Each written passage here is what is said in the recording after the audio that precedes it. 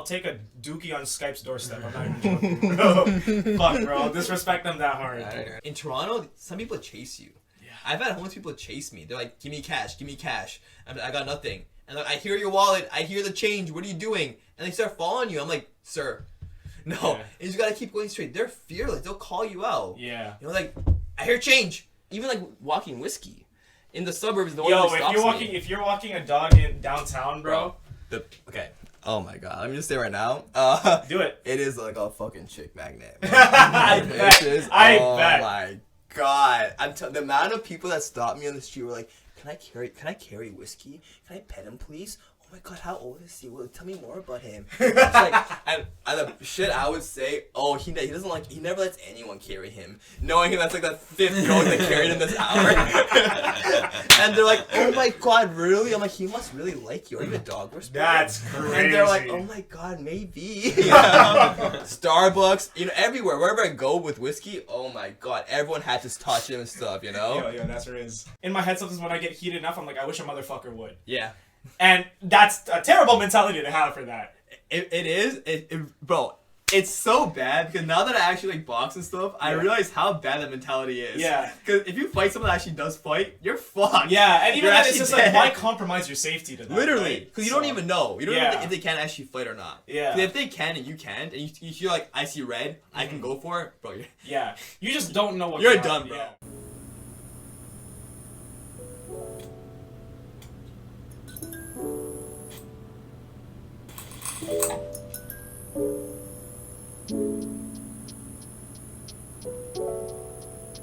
And welcome back to Across the Street Podcast with your hosts, Nihaal and Daniel. What's up, guys? And we got our special guest once again. Returning for hopefully a better turnout this time. Kind of returning. Sahil Sajoy. Sahil Sajoy, all the way from downtown Toronto. Thank you. Thanks for having me. I appreciate it. I'm glad you're back. Of course, I love this kind of stuff, Thanks for having me. You have your own podcast too, right? Yeah, with my friends. He always invites me here and there for like music and like NBA talks. So you want to shout it out quickly?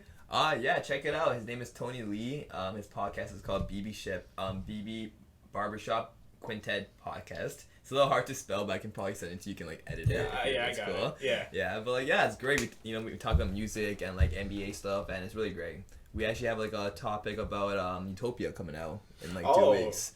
That'd be interesting. Like an album review about it, comparing it to like his past works and everything. Yeah. So it was a good podcast. That's cool that you could get in depth on music about that. Oh, I love it. Yeah, I'm not that. I can't read into music that well. Mm-hmm. I like what it sounds like, but I could never like delve into it too much. Go deep into it, right? Yeah. I've always loved like hip hop and stuff, right? That's so sick. I love like looking at the lyrics and be like, why are they doing this? And like old references, old samples, whatever it may be, right? Stuff like that. So like it was great. It was a great talk. Utopia was a good track. It was a good album, in my opinion.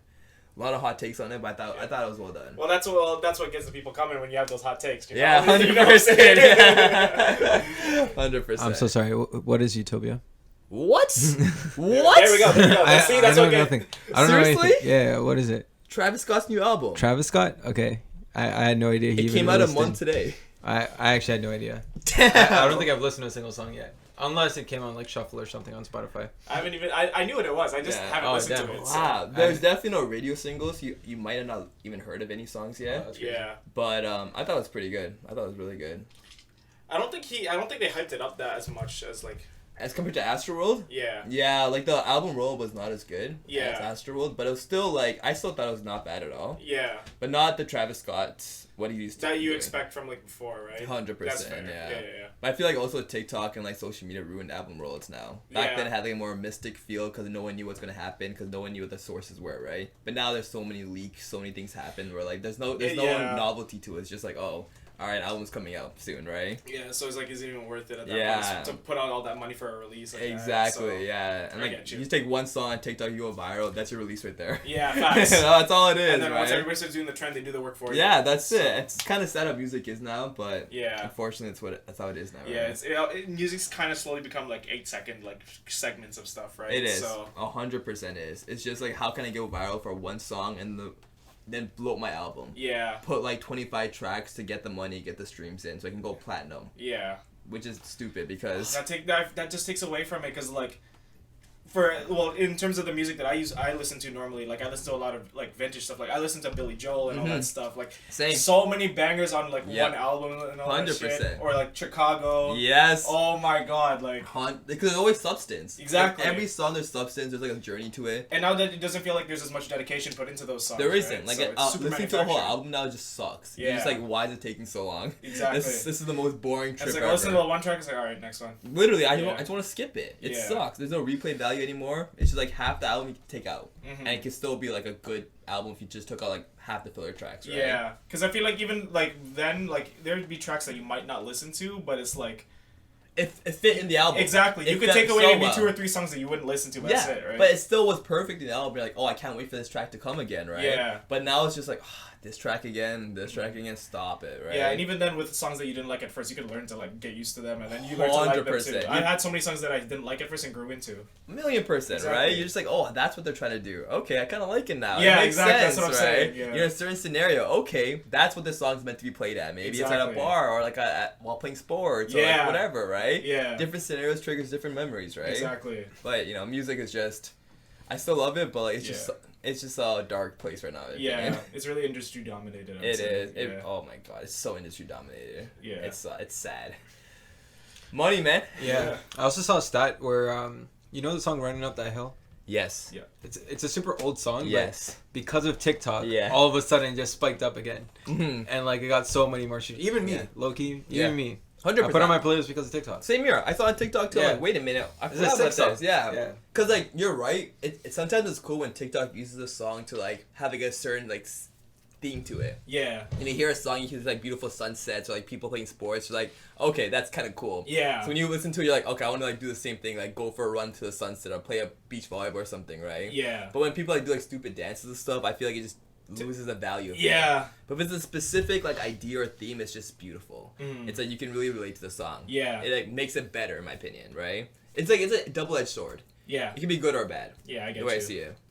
No, I totally get that too. It just like, but I feel like that also, in a way, for me, it refines how I like music. Where it's like, am I just gonna like this for a 5 seconds like dance or something? And if I'm like, I don't even notice dance, I hear the song, I'm like, wait, that's bumping. Yeah. That's bumping AF. 100%. Yeah, 100%. I get that. Yeah. Power of TikTok, right? Exactly. Fuck, man. Bro, I'm not even on TikTok. That's all through Instagram Reels for me. Oh yeah, but it's all the same now. YouTube Yeah. Shorts, Instagram Reels, Facebook ones doesn't matter, man. They're all the same now. You can get caught scrolling through all that shit. Yeah, man. Yeah. Like I feel like now every creator like just posts the same thing on every single On platform, every single right? one, Because yeah. like it's the same thing now, right? Might as well, Yeah. right? A lot of editing softwares I'm finding now you can do that all at once. On multi-thing, yeah, it's crazy. 100%, yeah. Yeah. Now I see Twitter's kind of slowly making a shift as well too for this, and I'm just Mm-hmm. like, Twitter also has the I know, I'm just like, bro, what? export feed. Yeah. It's crazy. It's Twitter. What are you guys doing, right? Like, Yeah. that's Because at the end of the day, like, they want more viewers yeah, to stay on the app for a longer time, yeah. and they haven't really done a good job of that. Remember in like 2012 and stuff, it was hard to get addicted. I don't think we were addicted. It was hard to get addicted to social media. Yeah. Oh, so Like hard. I'm on man. Facebook yeah. for like maybe 20 minutes max, and I'm bored. And I'm like, all right. That's it. I'm done. The only thing that would probably keep me on Facebook is playing the games. Yeah. Oh, okay, Like the games Farmville are or fun. But that's different because Oh. it's not really Facebook. Yeah, yeah. It's You're just on the there games. to play a game. Sims, Yeah. a city building game, all that Exactly. kind of stuff. Yeah, I used to play that all the time too. You're Yeah. right. Yeah. Yeah, but I wouldn't really count that as like me playing on Facebook, doing Facebook shit. You know? No, So- it's just like it's a game. I love the games. Exactly. Games are cool, right? Yeah. Damn, social media's crazy now. Yeah. Facts. Stay off social media. Yeah, honestly, like if I could ever go back into it, because I feel like I'm too deep into it now to Yeah. quit, I would probably get off. Literally. I would probably not start. 100%. I'd be Yeah. that guy that's like never been on social media. I think the only one I'd probably stay on is like Snapchat, and that's just because I want to share some moments with friends. And that's Fair, about it. yeah. I get that. Yeah. For me, it's probably Twitter because it's just how funny it is. I think it's the only still like platform where like people are still like to themselves, authentic. Yeah. You know, That's everything fair. else, everyone's like so fake or not fake, but trying to like always. Be It's good to the highlights. world. Yeah, It's a highlight 100%. reel, right? So. Easily, Mhm. but Twitter is just straight like Yeah, just raw. no one cares. No one cares. It's a free world, and I love it. Yeah, it's crazy. Yeah. But yeah. Sorry, one more thing. Topics like this reminds me of my IT friends. Like, I don't know if do you remember Oshin, like way back in the day? Yeah, Yeah, I remember remember him? Yeah, so like he's in the IT sector, and he doesn't have any social media because he told me one time he's like, yo, like, I know the the coding and stuff or whatever of social media, and I know how addicting it can get. So that's why I'm never going to be on social. Smart man. So he's not. He's actually. That's such a smart like, to be man. honest, like, if I didn't mention the name right now, like, we would have kind of forgot about him because he moved to US, and Yeah. I probably never, like, I don't, if I saw might him, have his maybe. number, I'm not sure. Yeah, If I saw him, exactly. maybe I would recognize him, but I don't even know if I would. Yeah, but the craziest part about social media that I like is definitely the marketing element, and even my personal account for like not York Green Volleyball, but I got in touch with so many people even back then. Like my initial volleyball connection from 2016-17, they're coming to volleyball now in 2023 only because I had them on social media. Mm-hmm. If I only had their number, or if I just didn't talk to them at all or anything, then I wouldn't have kept in touch. But Yeah. that's the one element that I like about social media. But yeah. the whole other side is the addicting side, where it's just like you're continuously scrolling and scrolling and fuck my life. Like, Yeah. Yeah. You lose Yeah. time. Yeah, you lose you time. really do. It's Me, sad. me and Sahil used to go on social media breaks together. 100%. During the Yeah. pandemic. Yeah, 100%. I remember those. I remember you A used to lot, tell me a about lot them of a lot. breaks. Yeah. It's hard not to do it. It's hard not to take Well, a break. I feel like I'm not sure for you, but for on Nihaal's side, it's become a part of what you do, right? Yeah. 100%. The only time I could kind of do it is like literally right now, the off season. But Yeah. once volleyball starts Bro, again, off season for you is like 2 weeks, Yeah. and you don't even take breaks. Still playing every day. literally, Yeah, I that's have what I'm like saying. I literally have a run every day this Yeah. week. So today I had to cancel a run to do this podcast. So, So appreciate Oh, it. crazy. That's how you. Okay. Okay. got it. Thanks, I guess. second priority. I'll go home then, I guess. Fucking A. Right? Yeah, it's just for me. I just see it as like every time you say no to something, then that person's not going to invite you again. They're less inclined to invite you again, Mhm. right? So Yeah. I don't know. That's how I see it. Yeah. Oh, that's fair. For I sure. can see that's like a good way to think about it too, Yeah. right? So. Because even 100%. like if I invite Sahil to like I don't know, do this podcast once, and then after that he's like no, and then no. Yeah. If he says no like 2 or 3 times without like a valid reason. Yeah, it's like, fuck it. Yeah, Like, it's like, I'm I'm not not invited. serious. I don't Yeah. care. Yeah. Yeah. Even though Sahil might genuinely love to be on our podcast, like if he keeps saying no, 100%. if he keeps saying no and he just doesn't take that little like today, like he's sacrificing like 2 hours of his day, his cooking time. Yeah. Yeah. You know, Of stuff course, like that. yeah. Like it shows that he Wants to Yeah. be here. Of course, you yeah. know, so, Yeah. that's what I'm saying. I So. love this podcast. Yeah. You know, man. I'm glad you do. Yeah, so. of course, man. You know, I'm always commenting, trying to like and stuff. You know. Yeah, I appreciate it. So, don't worry, Yeah. it'll blow up. We're at almost at 90 subscribers. I remember it was at 69 subscribers for a while. And we wanted it to stay that way, but we didn't, so it's like, just for the memes. But don't worry, like, when we get to another number, it'll be 69,420, right? So Hell yeah. yeah, Nice. that's the goal. 420, 690. Yeah. Then, you know, it keeps going. You know, it Facts. keeps going.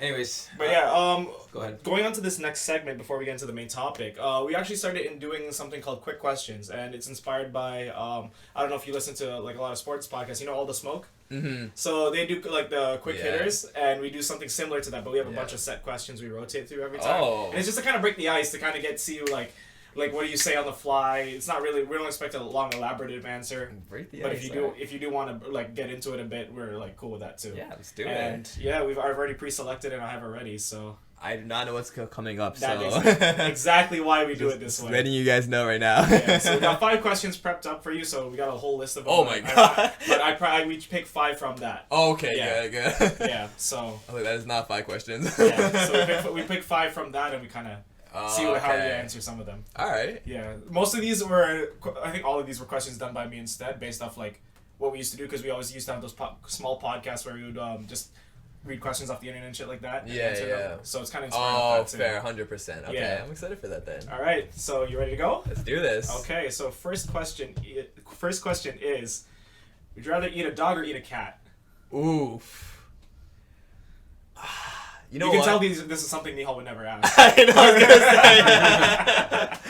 gonna say. You know, cat lovers are gonna hate me. You know, just because I have my own dog, I figured. I would probably eat a cat. Yeah, I have no attachment to any cats in my life. fair enough. I never really had. And I feel like cats are the closest to, like, you know, tigers and, like, the whole line, like, the family there. Okay. And I'll probably eat, like, a tiger or a lion over, like a wolf. You know? Okay, wait, pause. Wolves are more on the dog side, first of all. Exactly, yeah, that's what I'm saying. Yeah, so Yeah. I'd rather eat, like, a lion or a tiger than a wolf. Yeah, that's fair. So, okay. Oh, in that kind of sense, go down the evolution line and pick a cat Yeah. over a dog. Yeah, that's fair. That's my opinion. Okay, anyways, okay. You know? Solid answer. I figured that was Yeah. because I knew you had a dog too. Exactly, yeah. What's your dog's name again? Whiskey. Whiskey. Whiskey. That's a fire name. Yeah, he was just here, now he's gone. Oh. All right, next question. Wait, are we gonna answer your questions too? Huh? Do you want to answer them? Yeah, do it. Okay. Would you rather eat a dog or a cat? I know what you want because you're Asian. So you're saying I'd eat both? Yes. Okay, so I'll eat both and I'll force feed you both. I'll put in some it'll be That's yo, the have thing. some chicken noodle soup. That's Yeah, the I'll thing. gladly eat it. Here, have some chicken noodle soup. I put it some special broth and flavoring in it so it tastes a little new. Like, damn, it's so spicy. To be honest, we probably ate some shit like that from like restaurants and stuff. Yeah, you I never mean, know. You just assume. You just hope. Yeah. If you've eaten tuna, I don't know if this is true or not. Like, you could fact check me. I have no idea. But I heard, like, when they catch tuna, they don't really try to filter out whatever else is caught in there. So if they catch a dolphin, there might be some dolphin in the tuna can. Damn. This really? might be older, but I don't know about, like, regulations now. But, like, tuna from before this was heavily regulated, I wouldn't be surprised if that's the case. I used to eat a lot of tuna growing up. Yeah, I ate so a you lot might of have eaten a tuna. dolphin or a shark or something, or a sea turtle. Oh, See, that's the one I had to put in there. dolphin sharks, I don't really care, to be honest. Dolphins just suck, bro. Yeah. Like, if you guys think dolphins are Yo, cute, dolphins they're are not. messed up. Yeah, dolphins Dolphins are are more messed fucked than up. humans. They rape people. Dolphins rape girls. They rape like sea lions and Literally, like, they rape like, everything. Yeah. They're horny as fuck. Yeah, They're worse it's than us. it's you so know? fucked. Yeah. Damn. Okay. Next question. What is a general bad take you'll die standing by? So I'll give you an example. Kanye West. Yeah, I already Yeah. have. You ready? I have it ready. Yeah, okay. So Kanye West is the greatest artist of all time. I knew it. Okay. I knew it. Okay. All right. I'll put that on the hill. All right. I appreciate you putting that out there. Yeah, 100%. Y'all can hate me now. I don't care. That's crazy. Okay. But yeah, honestly, like, I don't think from an artist and musical standpoint that's Too far-fetched. Yeah, exactly. It's not too far-fetched at all. at all. It's just his personality, what he did right now. It just makes it a little more. Yeah, but outlandish. if you're saying like greatest artist or even most influential, I could get on board with Oh, that. 100. Thank Yeah. you. I appreciate Yeah. that. Thank you for that. Yeah. I was about to go on a full-on debate right now, but it's all right. No, I understand. I understand where you're coming from. with Thank you. that. I appreciate that. Okay, next question. Where do you go to for inner peace? Could be mentally, could be a physical place. Where do I go for inner peace? I go for a run actually now. Isn't that crazy? I used to never even say that, but now there's like this like right by the water. There's like this nice secluded spot I found that's like around 4.5 kilometers away from my house. Mm-hmm. Takes me like 15 minutes to get there by running, and I just chill there and I just relax. Yeah. If I had a bad day or something, I just go. You know, something in the middle of the day. If I'm like having a rough start to the morning, Mhm. fuck it. Just go for a run. Yeah. And like I always go without headphones too, right? So I just enjoy like the Wow. nature. Oh, I stopped working out with headphones. Fuck. Yeah, you told us that recently, bro. I Yeah. don't know how you do it. I don't do anything with headphones. It's all just like appreciating the world. Oh, fuck, man, I can't do. Could never. No, it's peaceful. Yeah, but I bet it is. It's tough on the brain at first. Yeah. 'Cause at first it's boring. You're so adjusted to every Yeah. hearing things or listening to something. It's hard to push yourself. You're like, Yeah. oh my god, I can't do this last rep, right? Because if you have your favorite song, you're like, all right, it's not bad. I can like Yeah. to the end of the song, right? Yeah, but when- now you're for just me, it's like, like when Kendrick's bumping, it's like, yo, I can I get can two do more off it, of this. yeah. And then I'm done that 2 more. All right, the song, it's getting to a spot. Like, one more. that's I swear. it, 100%, right? That's it. You did it. You're like, fuck yeah, and you Yeah. associate that song with that feeling. You're like, all right, I can Yeah. push iron like that. This song is meant for me, right? Yeah. Yeah, I feel that, but I don't do that anymore. Okay. What about you? Where do you go to for inner peace? I think right here in this room. I'm always outside. I'm barely in my room. Mm-hmm. There's been times actually throughout the school year, I literally just come home to. I technically work throughout the day, but I don't count working as like inner peace kind of thing. Yeah, Like, yeah, you know what I'm saying? Like non-working hours. Right. I'm usually out and I only come home for just dinner and sleep. So whenever there's a free evening, I just stay here, put the projector on, put my lights on. Yeah. And just vibe. It's And a nice just vibe. literally just watch a show on my projector while laying on my bed. Mm-hmm. That's it. How are you guys? Nothing too crazy. I don't know if you guys thought it was gonna be like No. by the sunset on a hill or something. I honestly thought you were gonna say to hang out with people, because knowing you. Yes, that's a different piece kind of thing too. Or yeah, literally just sitting in a car with a friend and just like staying quiet with a friend. That's the extrovert side. But if you're talking about like inner peace, like by myself thing, yeah. Yeah. Or roller skate. But that's skates. only in the Sounds summer like a though. vibe. Yeah. That's only in the summer though. Yeah. That's true. Yeah. Yeah. I feel like for me, my inner peace is usually to play. Like I'll be in my room, and just playing a slow paced game, and that helps me like stimulate my brain. But like, cause I feel like interaction's really what takes away from my peace. Like I'm doing that a lot. So if I can just not interact with people but keep my brain going, I get you. it's really fun. Yeah. And it's really just like, oh, this is great. It's peaceful. Yeah, I don't need to go anywhere. I can just focus on this, and it's fun. You forget about the world for a second. Exactly. Yeah. I get that. And yeah, I'm a gamer at heart, so that's my shit. So I love that, man. yeah. Fuck. All right, next question. Now, in this scenario, we've asked this before. This is our third time in a row getting this question, and like, hold up. Okay, the knife's nowhere near you this time. So. Oh no. That's crazy. You're asking this question. Yeah. All right. In this hypothetical situation, who is more your type, me or Nihaal? And right now? Yes. In the I understand we're all straight here. In general. Okay, Yeah. Okay. Hypothetically, who is more your type? I feel like it's gotta be Nihaal. I figured. Yeah. Hey, he gets a dub! He I finally gets a feel dub! like it's gotta be Nihaal. if you're at a gay bar and I saw all three of you, both of you guys, Yeah. I think you both very attractive, obviously. I appreciate that. You know, if I were to like actually like do something or like not just like stare Yeah. or talk to someone, I'd probably pick Nihaal. Yeah, that's fair. That's fair. How do you feel? You have your dub. He was 0 for 2 before this. Stop! It's all good. Sorry, the best for last. Don't worry. Facts. I'm gonna wake up with a smile tomorrow morning. What do you mean? You're gonna drive later tonight? You're gonna drive home with a smile on your face. All right. Another toxic question. Between out of the two of the hosts, who do you feel based off how you know us or what you know is the smarter out of the two? You're not hurting any feelings. That's here. a super toxic question. I know. I'm trying to think about it. Because the thing is, because I know you did engineering, and you did what would you do? What'd you do for school? I did public health the first time through. Yeah. See, the thing is, like, you're doing like engineering every day, and like doing all these kind of drawings and stuff. So I just gotta I might have to give it to you, just in that kind of sense. Yeah. You know, but I feel like socially, you guys are pretty equal too, though. I'd say so. I feel like but we're both different socially, but I think we're both very aware of 100%. what we wanted as from social interactions. Exactly. Yeah. Yeah. But that'll be my answer. Just purely on that. I would have said the same thing too. Yeah. I feel like you're Just purely because you engineer every day, drawings every day and stuff. It's talking not, to it's clients. not in the drawings. Like I deal with math every day too. Yeah, it's huge, man. 100%. AutoCAD's such a It's a bitch. Not user friendly program. You have to do a lot of mental math. It's the worst program. You have to use. I hate it. Like in SolidWorks and stuff, you could actually put the dimensions, like you could subtract and add and stuff. Yeah. But AutoCAD, you literally have to do mental math to calculate angles, like dimensions, everything. So I'm always doing math every day. Yeah. Even though SolidWorks is still harder. I mean, it is harder, but Yeah, at the same time, like you know what I'm talking about, right? Like you can literally subtract dimensions on the go. Yeah. Right. so it allows you to kind of just input that. A lot of math can do it for you too. Yeah. On Okay. SolidWorks. Yeah. No, AutoCAD he doesn't. You have to manually do it. You have to manually do it. Yeah. It's a very raw software. All right, bonus question. Bonus We're gonna do a question. bonus question. What's it called? Your favorite song or album of all time? Favorite song or album of all time? Let me guess. I don't know right now. I'm gonna say Graduation. That is That's a good album. That is one of my favorite albums for sure. But you know what? I'm gonna switch it up today just because I know Drake's dropping for all the dogs soon. Yeah. So I'm gonna say just purely on Drake, and because it's also one of my favorite albums in general too. But I would say if you're reading this, it's too late. I knew you were. That's gonna such say a that. good album. It's a banger. Oh It's a my banger. God. And it's a hot take because a lot of people on Twitter are starting hating it now. Yeah. They're like, oh, like all these fake fans are saying if you're reading this too late, this is the best album and stuff. And I'm like, no, that's probably like Objectively, it's got a lot of good songs. yeah, on it. man, like it's a great just because album. you hopped on late doesn't mean it's a bad song. Thank you. Wasn't it called a mixtape? Wasn't it that? It is a mixtape. Yeah. Yeah.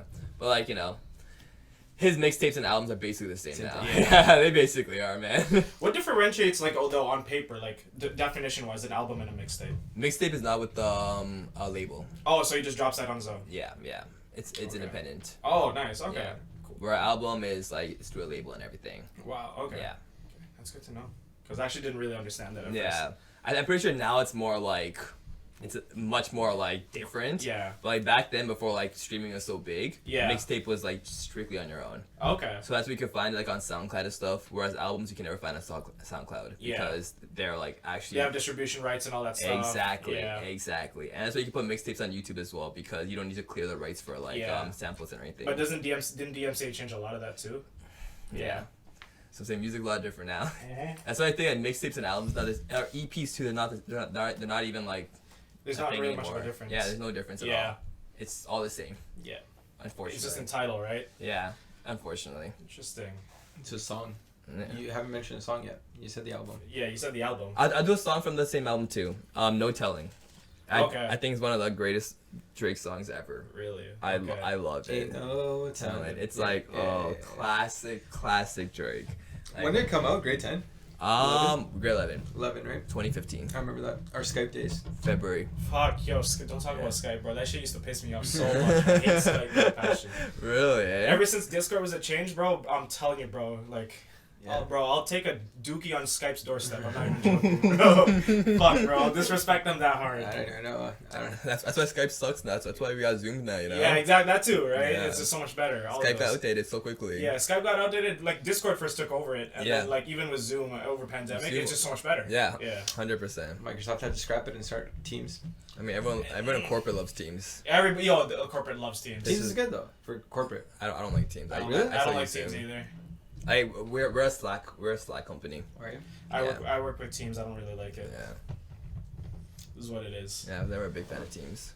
All right, so moving into the meat and bones of this topic. We've actually had this topic planned maybe since our first season a bit. We were talking about it before, me and Nihaal, like in our random drives and stuff like that. But yeah, what are we talking about today, buddy? We are talking about the city life versus the suburban life versus the rural life versus... We're pretty much just talking about city life and the suburbs, right? Yeah. I feel like that's all we've kind of grown up in. So, like, to getting like, we just have all different perspectives of it, Yeah. right? I gotta call my dad from upstairs and get the rural life. Facts, man. Yeah. Back in India. Yeah. Your dad on the pod, that'd be crazy. That'd be actually insane. We'll see. But I yeah, might actually try. I actually might try. really? I think he'd be down. Okay, interesting. Do I gotta chill out a bit or? No, he's cool. He's cool. Wait. You say he's cool, but you know how I can get on this. Yeah, it's fine. And if Go I ahead. let Bro, another he's almost at retirement age. What's work gonna do? Ban him? Like It's not even about work, but what if I just like randomly like bring drop out 9/11? Yeah, like how I sometimes do. I don't know, man. It all depends on. Sometimes. It all depends on what impression you want to put on him. That's it. See, I can't stop myself sometimes. That's the problem. This guy. But yeah, yeah. Going back into it, I feel like Sahil here is like you're really good at you're really good for you because you've experienced both suburbs, city life. You live in the city now. You're from the suburbs, born and raised, or grew up in the suburbs. Yep. Yeah. So were you born? You weren't born. you weren't born here, here. I was born in You India. grew up. I grew up here. Yeah. I basically grew up in the suburbs. but pretty Yeah. much all you can remember is Suburbs. the suburb that's northwest of Toronto. It's Yeah. super car reliant. Super. Like you literally can't. Almost like from your non-existent, house. like public transportation. You have a coffee shop that's close by, but do you have any grocery stores that close by? There's like an Indian store now that opened up Oh, recently. okay, nice. But Oh, okay. like, But there's no like nothing else. Nothing It's like still crazy. pretty. Like yeah. there's no like. What's your biggest big grocery store? Like Fortino's or Walmart or something. The It's, Walmart's the closest, right? No, there's just Sobeys, but the Sobeys is Sobeys. it's pretty far. Yeah. It's like 8 kilometers. 8 kilometers Yeah. just for a big grocery store. Yeah, it's pretty deep. That It's is pretty deep. that is what we call pure suburbia. Yep, Yeah. I agree. I wouldn't even say agree. that's pure. I feel like that's still like at like early development in a sense, because like if we're talking pure suburbia, I would say what qualified. I live in my area, like That's old suburbia. That's old suburbia. how would you call that? Like Old suburbia but is is in- it old suburbia regular suburbia? Because that's the like No. that's kind of what like the template is, right? No. Your suburbia, your house was like made in the 70s? But but we're not talking about how the houses were made. We're talking about the layouts and stuff like that. The layouts is still relatively similar to what Like they the do, houses, right? yeah. Main roads, Yeah. small back roads with houses littered everywhere. I guess, that's yeah. like the old. That's Yeah. like the existing template that's still Yeah, there. right? it is. But at the same time, there's not as much houses as Sahil's area. Mm-hmm. You know what I'm saying? Because like back then they still realized, hey, like I don't think it's feasible to have a grocery store 8 kilometers away from my house, kind of thing, Mm-hmm. right? So there's still like, and you're still close to the highway and everything and all that stuff. Yeah. Where him, like, he's kind of close to the highway, but still a little further. Yeah. So it's just like, it's literally It's not you're a just driving. going for houses. Yeah. It's straight houses. So what do you say then? Would you say yours is old suburbia then? Mine? Yeah. No, mine is. Then me and Sahil is kind of the same. No, Actually, no. I that lied. yours Mine's is a little different bit better. because yours you don't have to go 8 kilometers for a grocery store. Are you guys comfortable saying the cities? Just so. Caledon. Okay. Okay. Caledon's big, bro. Where are you gonna find It's literally border Brampton and Caledon. Yeah. So, but like you get what I mean, right? Like you're saying he has to drive 8 kilometers. You don't have to drive 8, bro. You literally have a grocery store. But it's still like 1.5 kilometers. Like as you can walk 1.5 kilometers. But that's what I'm saying. So walking 1.5 kilometers is still fucking insane if you think about it, compared to what Sahil's about to say about downtown. Like, that's what I'm saying. My mouth is shut right now. Yeah. His isn't old suburbia, and I wouldn't say yours is current either. Yours falls more under old because everything's as development has happened. Yours has become more like what's existing. I'll just say it's more like my area is still being developed. That's what I mean. Both you guys is say fully developed already. Yeah, so that's it why has a layout already. It's done. And that's what my point is. Like yours, I wouldn't say if your grocery store for you is 8 kilometers away. It's because we're just developing. Exactly. We're still developing, right? Yeah. So I feel like maybe it might be a mix of like not obviously not rural, but like still like. You're in between the kind suburbs of thing. is there, but it's not fully established. Not yet, 100%. That's why it's hard for me to say like. For my backyard is straight farm still, right? That's kind of sick though. It's not bad. Yeah, it's not bad at all. The sunset's beautiful. Oh, I bet. Oh, yeah. Now we're gonna have stalkers. Literally go on Google Maps, go in the border, and then look at backyards. You're just walking up and down the border. It's like, where is this guy?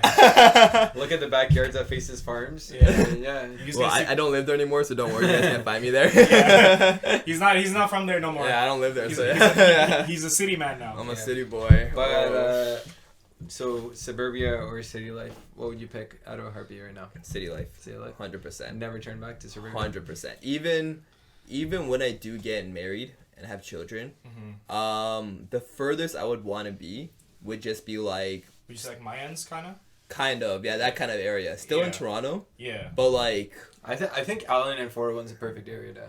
That's a mix of both because subway lines right there, Yorkdale's right there. Yeah, that's like that area is perfect. Yeah, 100%. But now, like anything in the GTA, I don't think I would ever move back to, in my opinion. Really? Like anything in the GTA, no matter what city it is. Interesting. Like, not even like South Etobicoke, like closer to.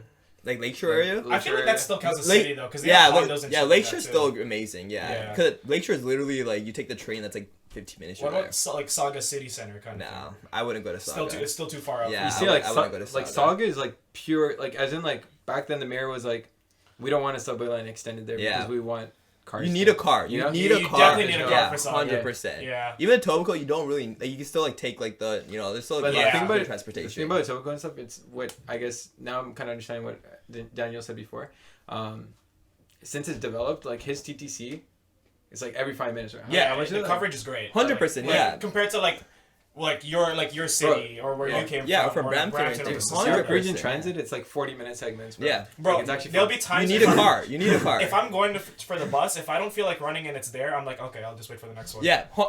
And that's the best feeling ever. Exactly. Right? 100%. Like it's made me kind of lazy in that sense. I get that, and I feel like as a kid growing up, I would want my kid to have that experience. Yeah. I don't want my kid to be like, I can't go anywhere unless I have a car. Yeah. I want them, even as a child, like 10 years old, 11 years, to be able to go on public transit and be like, I can still go to the mall, I can still do this on my own, and me not worried knowing that like, there's so much transportation all the time. Yeah. Like, there's a bus every 2 minutes, I know he can be fine. Yeah. But if it's like in Brampton or Summit Saga, it's like, he misses one bus, it's like 10:30. Oh man, like. Bro, you're not getting to school for another fucking hour. That's what I'm saying, right? Fucked. Then like, I have to get out of my own way and like make sure they get on school on time or whatever, right? Like, otherwise, like you can do whatever you want. You can have like live your own life, right? Yeah, exactly. And it builds character too, right? Like you're more independent growing up. For sure. The way I see it, anyways. Mm-hmm. I watched a YouTube video on how parents keep complaining about how kids are always on their phones these days and on TikTok these days. But one of the main reasons why is like. They're literally stuck at home. There's nothing to do. There's nothing to do. 100%. There's nothing to do. I mean, back then and stuff before social media, I guess like they would tag and stuff. Play tag for like for how long? You know what I'm saying? Yeah. But like No, I won't even lie though. Like, as an only child, what do you do? How do you? Here's the thing. I was lucky enough. I grew up. That's tough. I grew up in a neighborhood where we're all apartments. And No, all that's the what I'm kids would saying. come down. Apartments are perfect place. Yeah, like yeah. condo apartments, Yeah. amazing. Yeah. But like an actual like I'm talking about like a house. That's Yeah. it, right? And No, but here's the thing. If you grow up in a house, like, wouldn't you get along with the neighborhood kids? but we have far less neighbors than That's true. an apartment. Yeah. It's like you mess up with one like kid, that's it, you're banned That's for it. like the Yeah. neighborhood, you know. Yeah, And to the next neighborhood's like 5 kilometers away. You Bro, know? you used to no mess kids with, going there. Yo, I won't lie. When you used to mess with kids in the apartment, it became a whole like who picks whose side. and Yeah, it's all beef. It's so 100%, funny. yeah. Like as kids, bro. Oh my god. Simpler times, man. Yeah, it was great. Yeah, right? Yeah, for us, like all the kids in the apartment complexes would come out. We'd play manhunt and shit See, for like 4 hours. That's sick. That's Yeah. so cool. That's community right there, right? Exactly. And I feel like, I think that's why I love the city a lot more. Yeah, The way I see it, like, the city has so much more community compared to like the suburbs. that's You true. know? And I feel like now that I finally moved here, I finally feel like I'm like myself. Mm-hmm. I feel like when I was in Brampton or Caledon and everything, I still felt like I was like hiding a little bit. Yeah. You know, like I was never really truly out of like I'm not coming out of the closet or anything, but just like out of my just the way of saying it sounds like I'm coming out of the closet. It's like I was never myself. But the city made me realize that's not me. There's something I have to say today. That question. That's the title. That's the title. That's the title of the podcast. That was not a trick question. You know, I am interested in you. Could you imagine?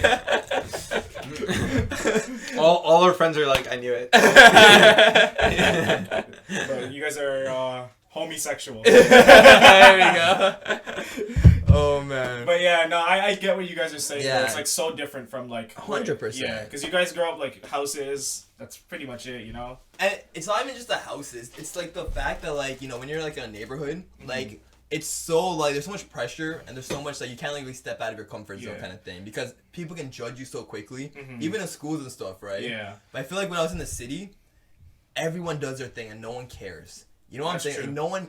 And there's always a community for you. No matter how weird or strange you are, there is a community for you, believe me. Yeah. And like it just makes you feel included, right? It's like this world is so big, but at least like I still have my people with me. But that's what I mean. That's a good point to say because like I also work downtown as well.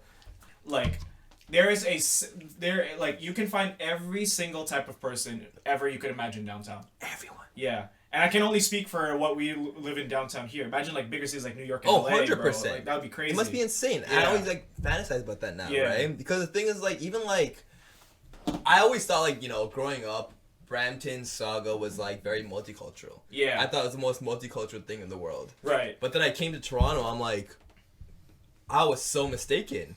There's people you never think speaks a different language. Yeah. They open their mouth and you hear the most craziest language. You're like, what? Where are you from? What language is that? Yeah. But everyone's talking at the same time, right? And it's just, and people that look normal to that, they look Canadian. Yeah. You still have these thick accents and stuff, and you're just thinking that's crazy, right? And I would never find that in like Brampton or like Saga. It would just be like a lot of brown people, obviously, but like other than that, right? But even like the other ethnicities, right? Like Asian or whatever. It's like you find them everywhere, man. Yeah, right. Everybody's everywhere here. It's amazing, right? That's why I appreciate it more there. It's just like it makes me feel a little more welcome. Right. The way I see it. Interesting.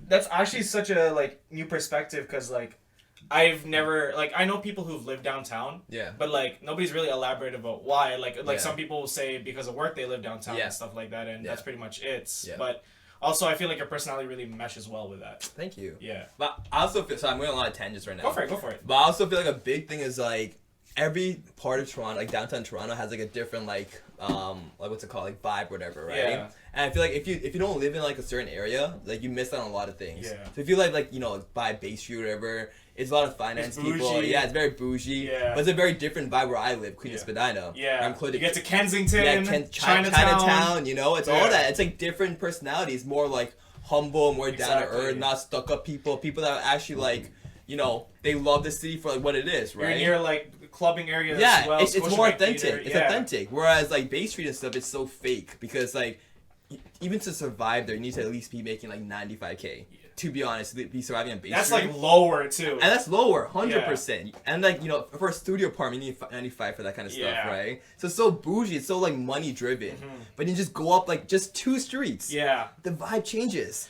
It's more open. It's more colorful. But even on the flip side of that too, it's like when, like, let's say you're on Bay Street as well. You go 2 streets down the other way. You're on Church Street, right? And that's the gay village of Toronto, and it's such a party vibe there too. 100%. Right? But the so vibe lively. changes. Yeah. And that's what I love about it. Yeah, nobody there's like really uptight. Everybody's like so like exuberant and stuff like that. 100%. 100%. Willing to talk to you. It's the best. Because I feel like with suburbs, you can't do that. Yeah. Like, even if there are like a lot of different like races and stuff, whatever, Yeah. it's ethnicity, sorry. It's still like there's no like community for that ethnicity. Exactly. It's like, you know, you come here, it's like, oh, there's a lot of like, you know, whatever, African Americans, whatever. But like sometimes like you don't feel like the community there. Whereas Toronto, like, you know, you walk like 2 streets and you see like an Asian community. Yeah. You feel the community though. You're Exactly. like everyone's dressed up, everyone's doing all these different events, whatever. It's like, damn, this is Yeah. like I feel like I'm in their world right now, right? Whereas here it's like, oh, everyone just sticks to like their houses and doesn't really Exactly. like they don't take the initiative to like celebrate their culture. Because I feel like it's more down upon in suburbs. Yeah. Just because of how the communities are. Well, the thing is like with suburbs, what I can say from like, and you guys could probably attest to living there, it's like community there. You really have to be the type of people who are willing to open up to people in the community. 100%. Like you have to be open to your neighbors and stuff like that, and that's where you kind of start with that. Like your neighbors' kids and your kids could be friends, and the parents become friends, and it kind of expands from there. Yeah. Or like church within a community is a good way to bond. 100%. Community centers holding events, but it's very niche though, right? It's so niche. Not a lot of people will go out of their way just on an everyday basis. Never. Yeah. Never. Yeah. Like, and you never see someone outside of like the community come join it. Exactly. Whereas in downtown or Toronto in general, everyone's Bro, there. you could like literally like walk out of your building down on the street, see people chilling and join in. Or, like, Literally. if they're yeah. They're trying the food, they're trying the Exactly. dances, they're trying the outfits, Yeah. they're buying all this stuff, right? They're trying to learn the language and stuff. Yeah. It's crazy. I'll tell you right now, if we were all like downtown and we saw people in like a park doing a picnic, we would probably start talking to them. It's nothing. Oh, the amount of times I've done that? Yeah. Crazy. Imagine people come up to me for that too, Yeah. right? Now imagine you're chilling in a park in the suburbs, someone comes up to talk to you. You probably don't want them to No. keep talking to you. It's I'm so like, weird. It's like, yeah, leave me alone. Like I'm here like for me, and that's Yeah, about it. 100%. It's so much different. That's Yeah. why I prefer the city over suburbs. Yeah. One of the many reasons, anyways. Yeah, that's fair. I get like what's it called? I think that really drives home the point of why somebody would want to live in the city, Yeah. because there's so much more to do, 100%. so much more to see, and all that stuff. Yeah. You're more interconnected to what's going on. And you never know what you might like. Exactly. I feel like suburbs, like, you know, there's not like it's so niche. It's like you said, so niche with like what the people like are. Yeah. It's like sure, it's like say like, you know, you like say like volleyball for example, right? Like here it's still being a volleyball, right? Yeah. But then you go to the city, there's all these different sports that are there.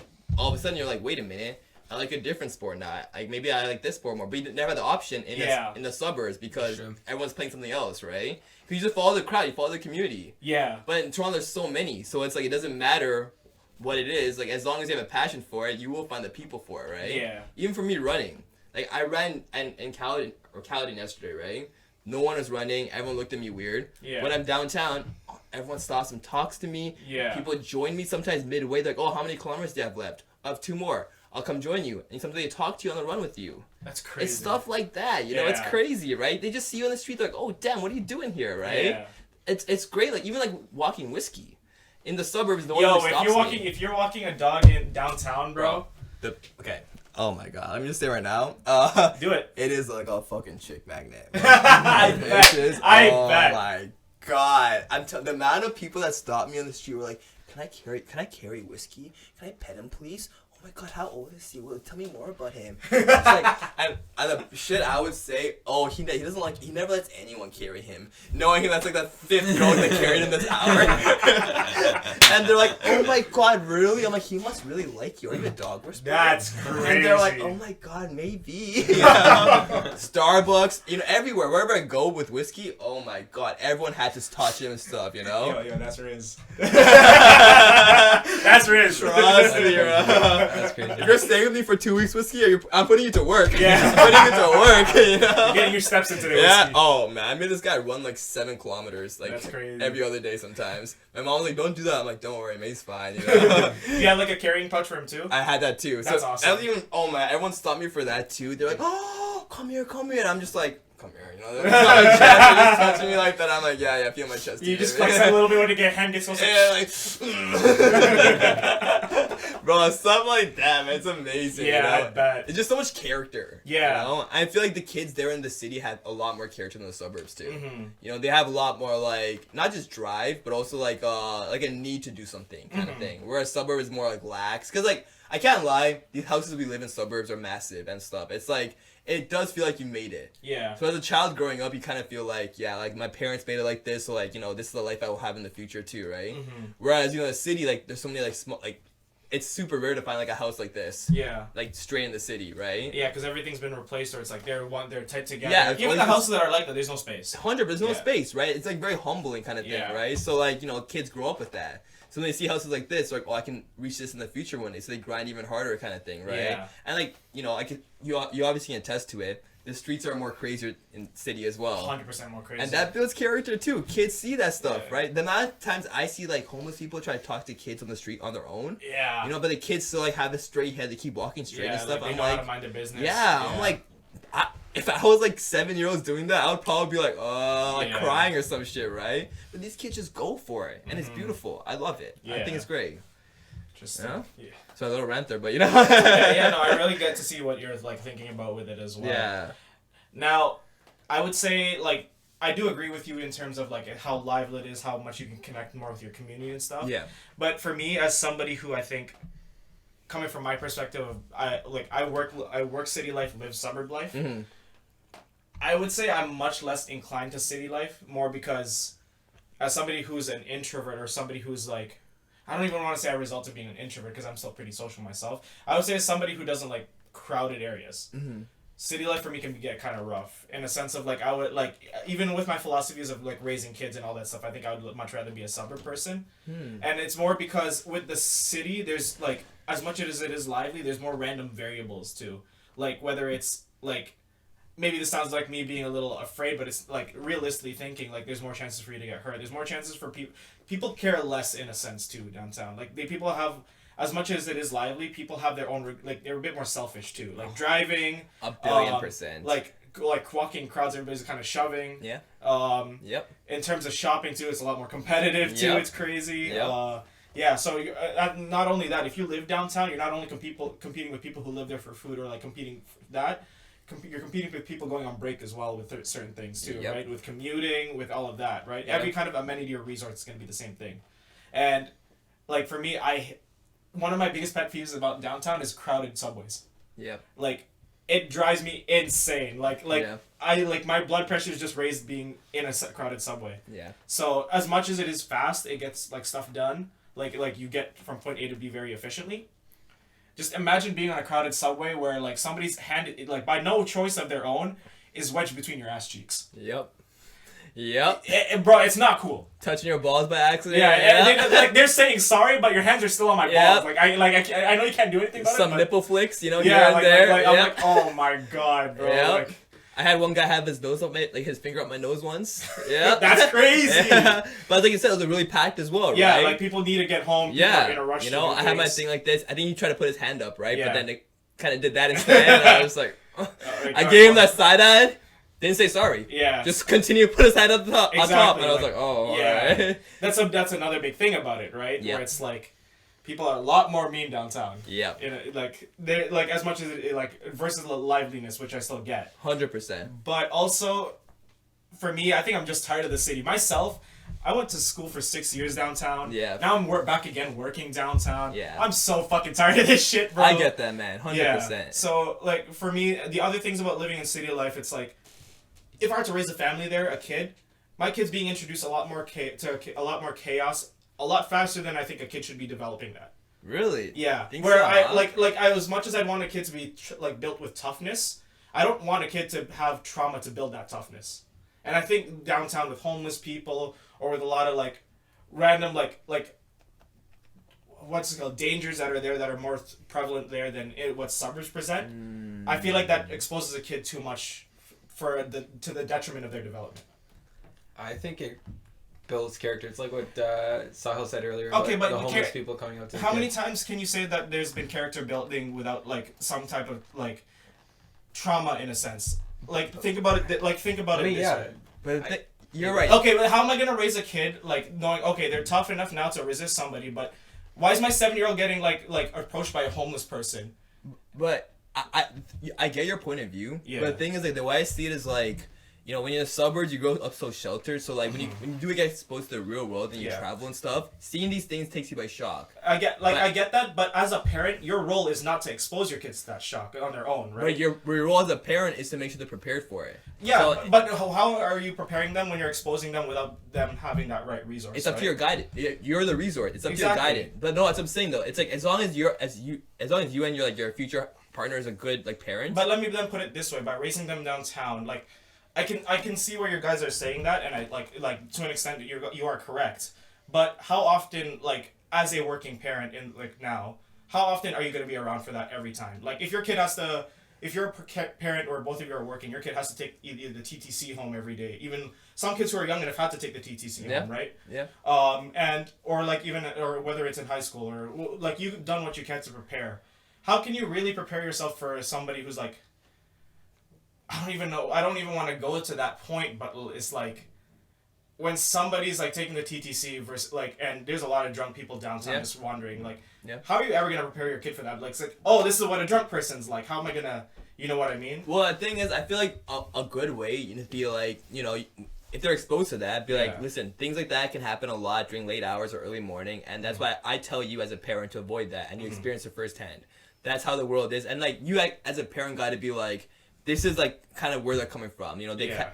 These people like they might be like a lot louder or whatever, but they come from troubled past and stuff, and it's not up to us to judge them, but it's also not up to us to like approach them or talk to them. It's where you like that's where you instill the values into a person. Because like in the suburbs, like I always say, like it's you can always tell a kid to be good or whatever in the suburbs, but like they're always surrounded by like good kids all the time.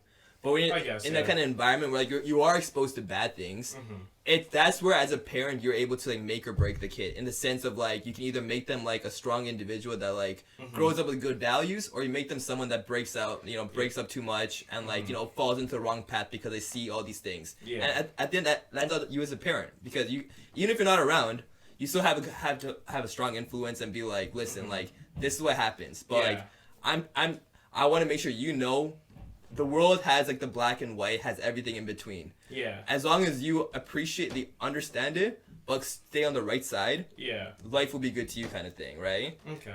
But like it's harder to teach that to someone when they get to like 17, 18. All of a sudden they have entitled kids that think life is easy. Yeah. And that's what's happening now, especially with social media. Kids think like whatever comes to you, it comes to you with no work at all. Yeah. And like. The world is always good. You can like say whatever you want and you won't get smacked in the face, kind of thing, right? Whereas when you're in the city, you can say some stuff, but like people have opposing stuff. Like you said, it's meaner to you. Yeah. They might get beat up a little bit. They might get like pushed around a little bit. Yeah. But as a parent, you're like, that's where you gotta like do your parenting. Be like, listen, that's how the world is. If you have a strong value, you gotta stand up for it. But you also gotta like have like strength or whatever to like withstand it, and like also know when to back off, when to keep going, kind of thing. Suburb kids, I never knew that as a suburb kid. Fuck no, I was so weak, and I was obviously like a good kid, I guess, growing up. Yeah. But then you go to the city, I'm like, being good doesn't mean shit.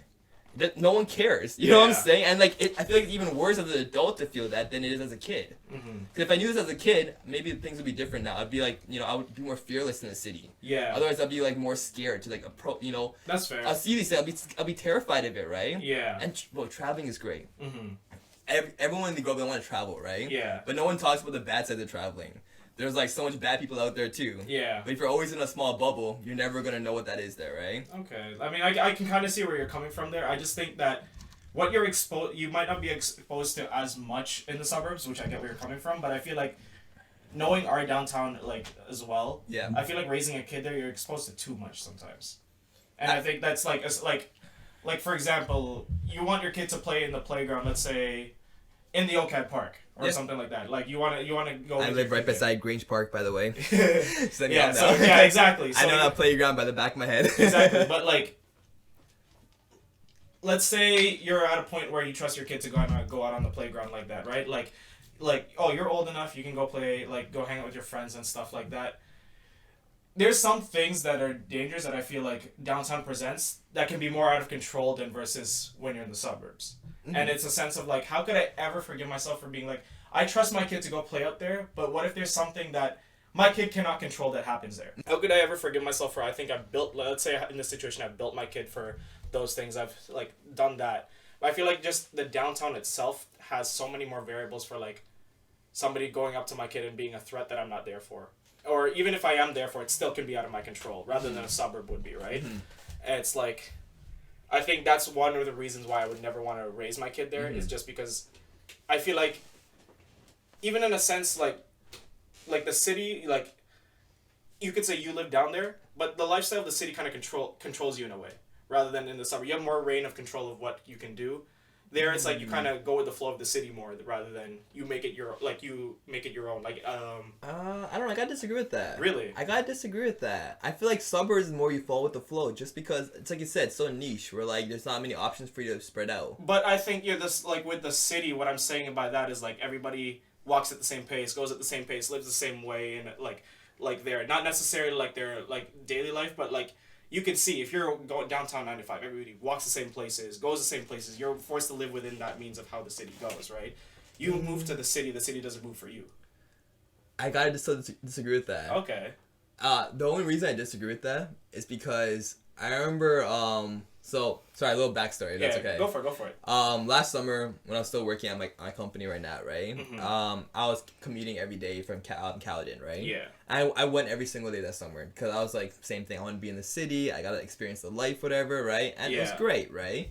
But it's like you said, in that moment though, when I was commuting a lot and stuff, I did notice like you said. It felt so fast paced. It felt like I was not really in control. I had to follow the crowd. Yeah. Like, you know, I had to catch this train or whatever it may be. Like, even like going to places and stuff, going to the bars, I had to like do a certain thing to make sure like I'm like with the crowd or kind of thing. Whatever, right?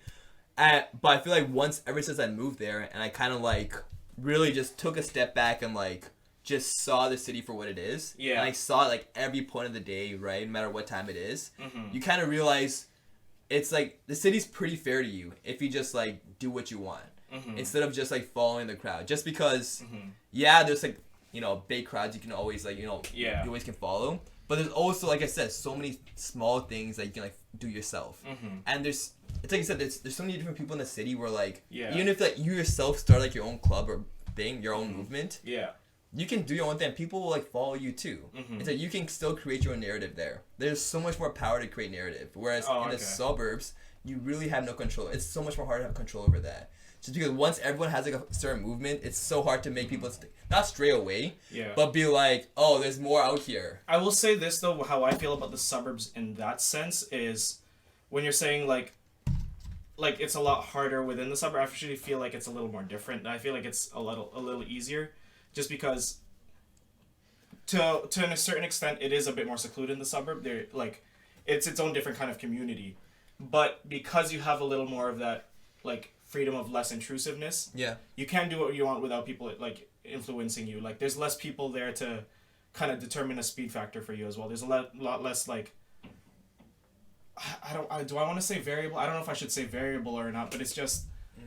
To do what you want to do, and I'm talking more from the perspective of like from being like for me raising a kid there. Yeah. I think there's a lot more control in a sense for me there than I feel like downtown would have. I think like for me, like imagine just taking our kid out on a walk on a busy day downtown versus in the suburb. I could just take my kid to the park. Like there's probably like there may be a few kids there, but I'm a lot less likely to put my kid in danger there. Yeah. I'm a lot less likely to. I think that's just primarily put my kid in danger there, and I just feel like I'm a lot more likely to keep my kids safe there. And it might be at the expense of what you guys are saying of like really hardening your kid. Yeah. But I'm in the firm belief that I shouldn't have to put my kid through those things to harden my kid. Yeah. Like, to that extent on an everyday basis living downtown with a kid. You're right. I 100% agree with you on that for sure. Yeah. But I also feel like that comes down to two things. Like, first of all, timing as well. You know, like, as an adult, you can know what the busy times are. You can avoid that for the children and stuff. And, like, leave them alone, too, and it's, like, not so busy. You know you can trust them kind of thing, right? Yeah. Second thing, I feel like a big thing is, like, going through different routes. Because you're right. The main roads, like, you know, Queen, Bay, whatever it may be, even Dundas and stuff, it's always fucking crazy, right? But if you go to the side routes, you know, like Adelaide or, like, Peter over here, or, like, Richmond, you know, that's where you see, like, it's not as busy, but you're still in the city. Yeah. So, like, for you, like, to, you know, you can still slow down the pace. Yeah, for sure. You know, and that's what I appreciate of it, because you still have both the life. Because, like, some days, like, I don't want to, like, be walking on Queen and doing something, right? Yeah. So I'll take a different road, Mm-hmm. and it's literally like a 5-minute walk, Right. and that's it. I'm like, it feels like I'm in a different world. Mm-hmm. All of a sudden, things have slowed down. Yeah. There's old people walking, you know, there's like dogs out here and there, a lot of dog parks. It's more Yeah. quiet, more secluded. Mhm. It feels like you're not even in the city anymore. Yeah. And that's what I appreciate a lot about it. But it's like I said, right? Like when I was like working downtown all the time, Mhm. I feel like I never got to experience that just because, you know, You you just always work and then you leave. Yeah. you're not even that. You're always just stuck with the big streets. Yeah. Cause that's what Toronto's known for, right? It's known Mhm. for Dundas, known for Queen, King, whatever, right? Yeah. Gerard, right? That's what Yeah, it's known for, it right? is. But then you go to the small streets, you're like, shit, what's Yeah. this? There's a park here. There's like a hidden like, you know, gem here for food, for Mhm. drinks, for music, whatever it may be. And that's where I feel like the living and like community differentiates it, because when you're living there, you actually get the experience like that inside of it. I also I get where you're saying with that too. I also feel like my suburb life might be a little different to you guys. You guys grew up in suburbs that were they were like getting started. You when you came like lived here, like There's nothing. there's It's just- nothing, and even your Yeah, area now 100%, it's yeah. super like fully developed. Like it's not even fully developed. No, yet. 100%. I grew up in a place where it's suburb is like there's already kind of like a community established. I grew up in the Rexdale area for our viewers that may not know. Rexdale, like what's it called? It's very like already established. Like there's kids that play out on the street. There's kids that go to the park. There's kids that play street ball and stuff like that. 100%. And even then, it's not as congested as downtown. Yeah. Like people will go to the grocery store and walk there. People will go to the local like food spots and like those are our gems, right? Those are our hidden gems. Like there's so many spots. I feel like that's why I feel like downtown's a little too much of that for me. But there's also those downtown though. Yeah, there is those stuff downtown, but I feel like those. there is. But I also feel like for me, like in that sense, growing up where I did, you don't get like I don't deal with as much of those factors of like the fucking upness of a downtown. Like I'll put it this way, like I wanna go hit up a hidden gem spot like in downtown, like during work, like on break. Like why do I have to walk there and then deal with like 3 people harassing me like homeless people? They're on the way there. Exactly. When I'm at home, I can go to the hidden gem spot, walk there, have my headphones in. Yeah. Like I just gotta watch a traffic light or two, and like no problems other than that. I get here. The commute over to like the Yeah. hidden gems is a lot more like Exactly. toxic. I think as much as like you can say I can go up to anybody and talk to them too. Yeah. In me growing up and experiencing that, like I can go to any ball court like in the suburbs and it's not gonna be full, but there'll be kids there who'll come to play once they see you. Yeah. We'll shoot around and we'll shoot the shit. And there you go. I got some new friends to play ball with every couple of days or every week or so. Yeah. Even then, I think to put it into your perspective, your community, you have, and it's still a little different, but like you have available like amenities of like community centers, like rec runs, stuff like that, or even just schools that everybody just walks to and plays ball there or soccer or whatever, right? Yeah. And that's what I kind of grew up on is like, there's always somebody willing to do something there on those fields when you're there, and that's what I grew up with. That's why I kind of like that because you don't get too much of overload of city. But I grew up with a suburb with community. But the argument for that is like there's only such limited things to do in the suburbs. Like you mentioned the school thing. Yeah, we could play soccer or kickball, whatever. Mm-hmm. I think kids have more opportunity, especially like growing up in the city. There might be more like summer camps and I don't think so downtown because where are you gonna have the space to do like those sports camps and stuff like that? Like in buildings. Oh, 100%. In buildings? Oh, like, there's community centers. There's actually a surprising amount of community centers. Yeah, I understand that. I just feel like that's the thing. There's so many still. It's not obviously as I think you're thinking of like summer stuff too. How about are we ignoring the fact that we're in Canada, like 8 months of the year, like we can't really go outside play soccer and yes, summers were amazing in the suburbs. Can't you like? Yeah, but even then, like I can argue argue this about winter itself, and for me, like I'm not the best person to speak on this, but like you have free skates at hockey rinks and like stuff like that, or you have like that's also that downtown too. Yeah, that's true. There's so many rinks there, right? Yeah, that was that. But then again, that comes back to my point of overcrowding too. But there's also like a lot of there's also experiences too. Like even so for us, like if you want to see like Santa Claus or something in Christmas, it's just like Vaughan Mills. I go to Vaughan Mills and I see it. That's it. But here in Toronto, like every corner, every block, there's probably a Santa Claus. Yeah, but I can say that about the suburbs too. I can think of how many spots in Toronto that's outside of the downtown core that have their own Santa Claus parade, right? Even the one on Weston that goes through every year too. But the biggest Santa Claus parade is okay, but but it's a Santa Claus parade regardless. But I still feel like like those kind of ends like Weston and stuff. Yeah. still has a mix of an element of like the city and like the suburbs. That's fair. It I'll give you does. that. Compared to like That's Vaughan what I and said. stuff. But that's and, like, because Brampton. it's an old area. Like Exactly. his house was built in the 70s, right? Yeah. So it still has Yeah. that. Yeah. It still has that. Whereas if you're comparing to like a truly suburb like Brampton or like Vaughan or something, where like there's only few spots where you actually have to drive super far, and it's still gonna be overcrowded. Just like you said, there's only like 2 spots for stand-up.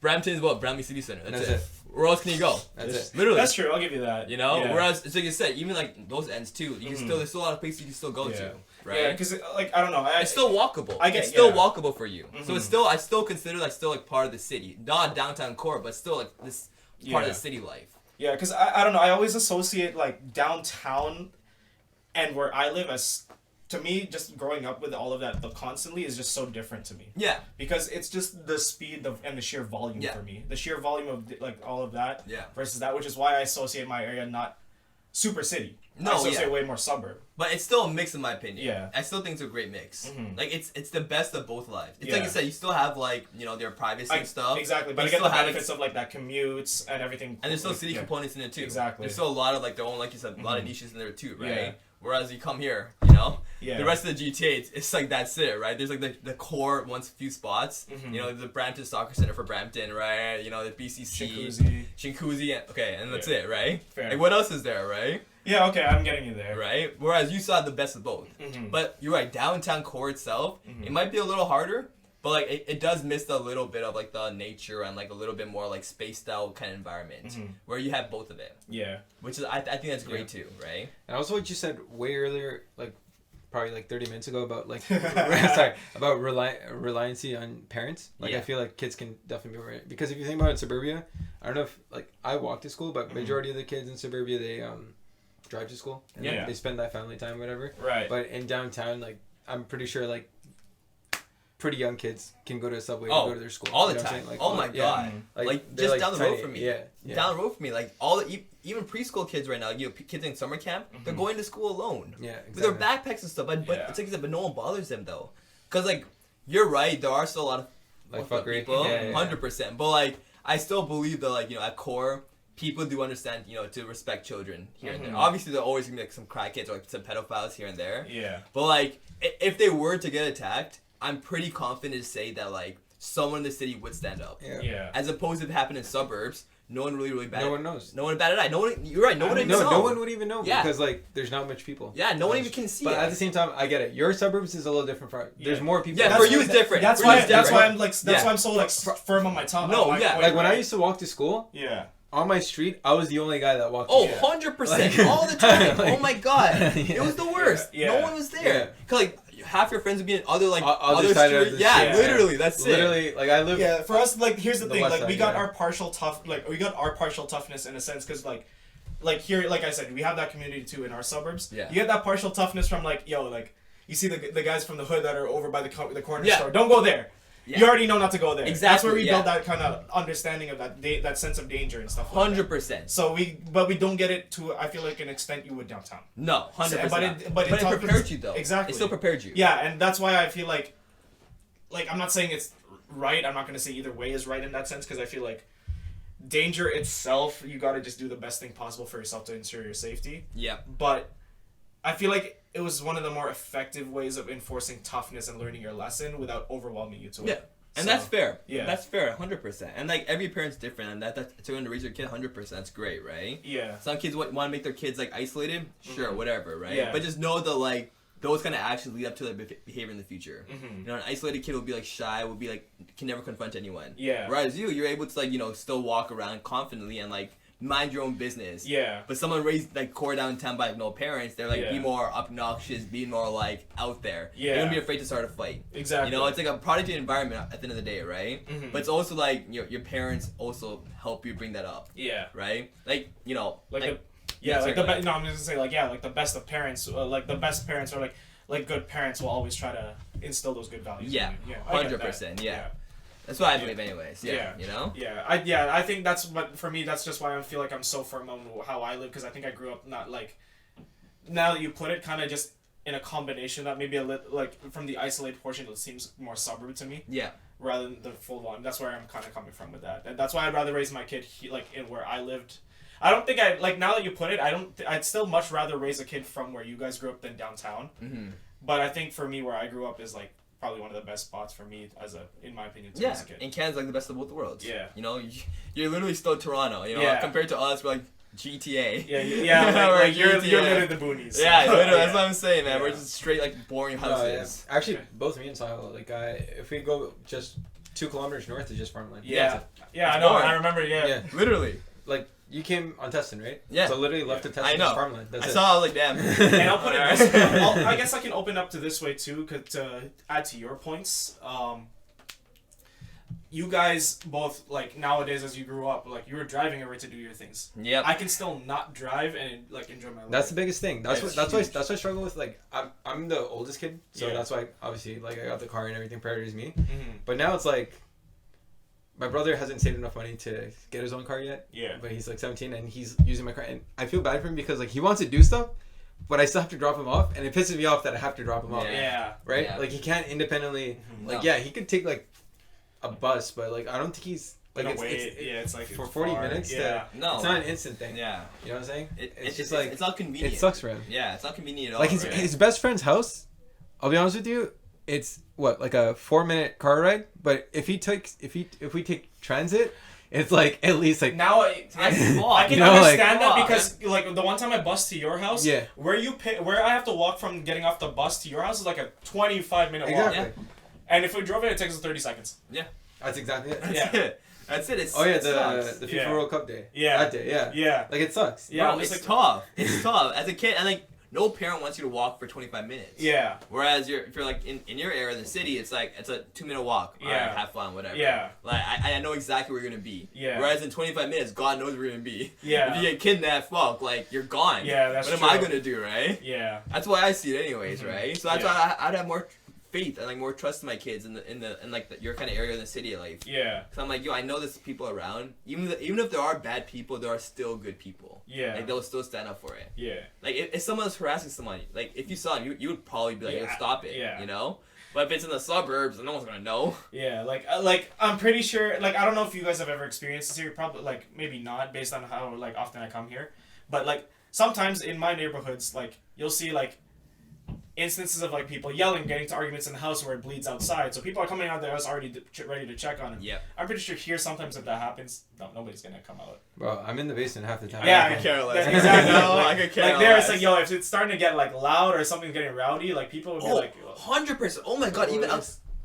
Sorry, what? no, you're good, you're good. Oh, even yeah. like outside my building, like I remember the other day, we heard like people like yelling on like outside and stuff, like a crazy commotion going on, right? Yeah, You see everyone coming out of the balcony, yeah, checking, see what's happening, right? That's like Yeah. the first thing people do, right? Even at Grange Park, people are walking by checking, like, is that okay? Are they okay? Kind of thing, right? Yeah. But people want to know. They want to make sure, right? Yeah. If that happened in Caledon, no one give a fuck. Ain't no one caring, bro. You know, the amount of time I screamed like with my friends and stuff, you know, we had parties and stuff, no one cared, right? yeah. But there, it's like people are actually kind of worried, like, all right, we want to make sure you're doing good, right? Yeah. And I like that, and that's the kind of community we have there, right? Yeah, But you also have that too. Yeah. Like as suburbs, you don't got that.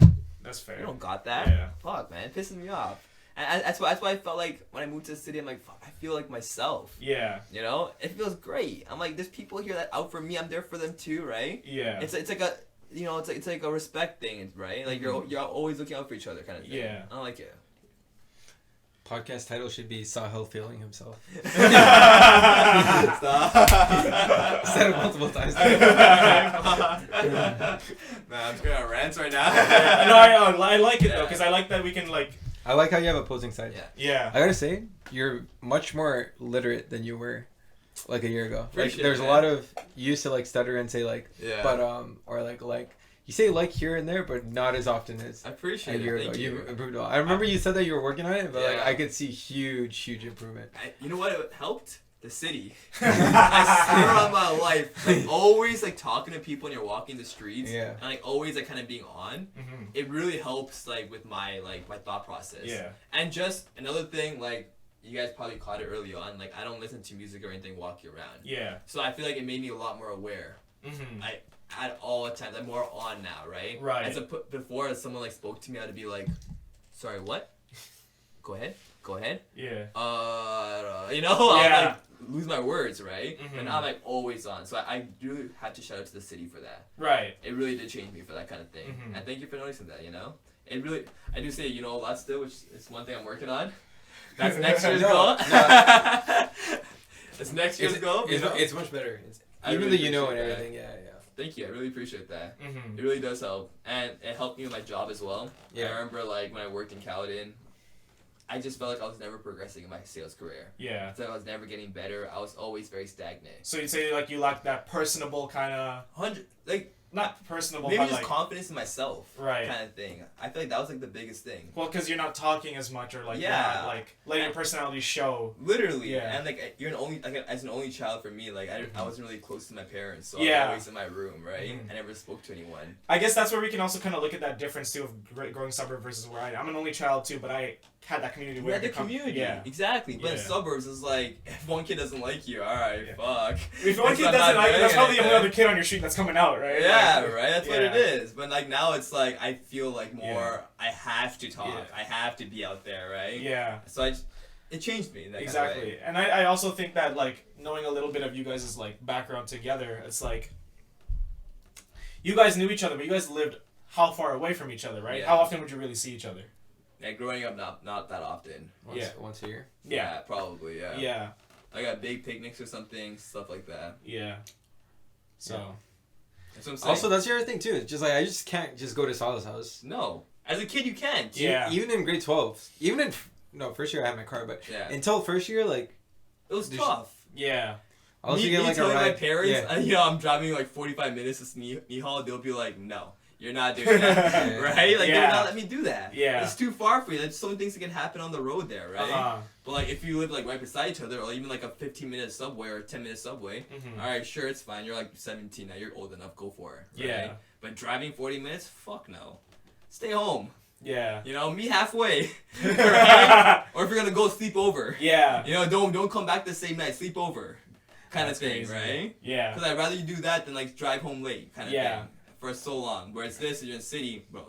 Trans is always on. It's always on. Doesn't matter what. Obviously, later on, it does get more sketchier. Yeah. But if you're like at high school, at least you can still defend yourself. You still like have your own thoughts. Yeah. They're far more developed, at least. Right? Exactly. Yeah. That's the way I see it, anyways. That's fair.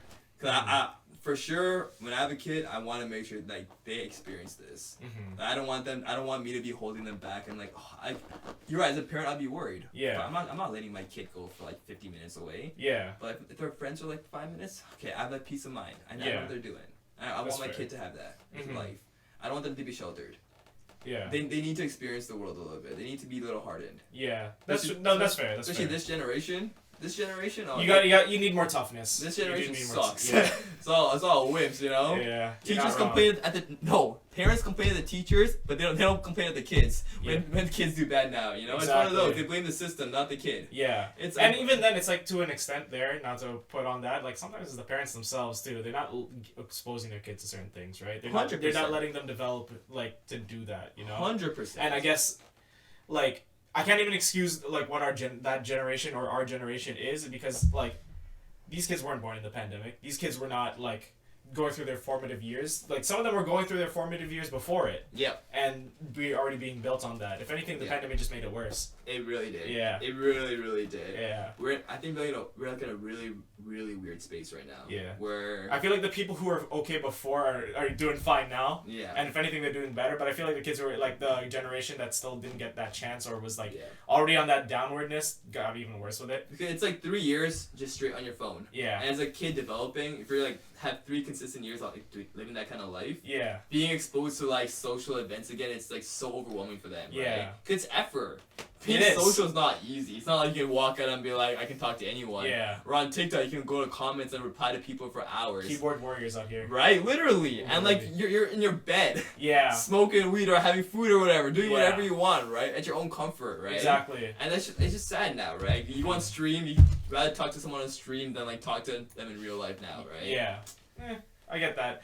I will say the only reason I go on that is because like for me, I also do enjoy the fact of like like being at home and talking to my friend. I can still hear them on voice, but like it's like. But you do both though, at least. Yeah. But it's not like you're extreme to one side. Yeah. It's not like you're always in your room all the time. Or Yeah, you're that always I don't outside. get. That I feel like you're just not mentally, like you're not stimulating a lot of. No, different you're things. not. Not even just mentally, like emotionally. You're not exposing yourself to like.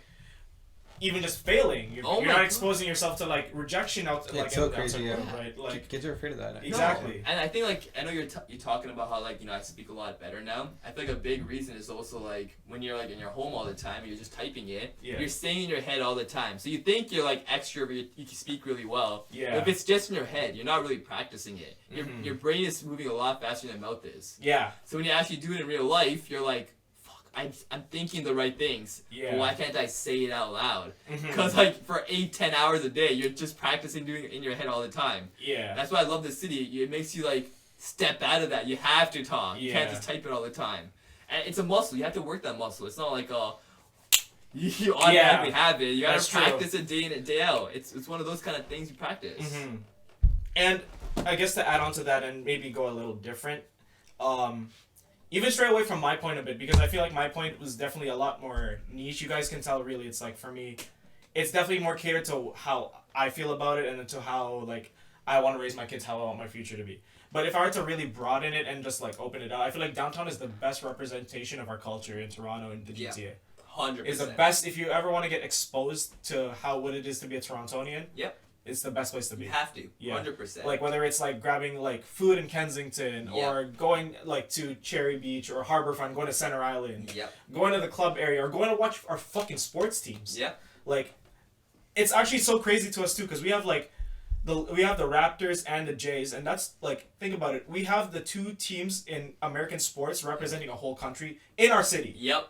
And that's such a 100%. huge culture changer too. It when is. the Raptors won the championship, bro, City shut down. it was crazy. Yeah. Like you whether you're watching it at home or you were there, it was fucking mind blowing. Yep. Like Even the Leafs when they got out of the first round. it was The city wild. went crazy. It was the wild. City actually went crazy. Exactly. It was insane. I was like, where am I right now? Yeah. Everyone wearing the jerseys, light people climbing the light posts and everything. Yeah, It was insane still. I was like, wow. Because it's crazy how much like as a city we forget like this is city life for GTA. We see it as that.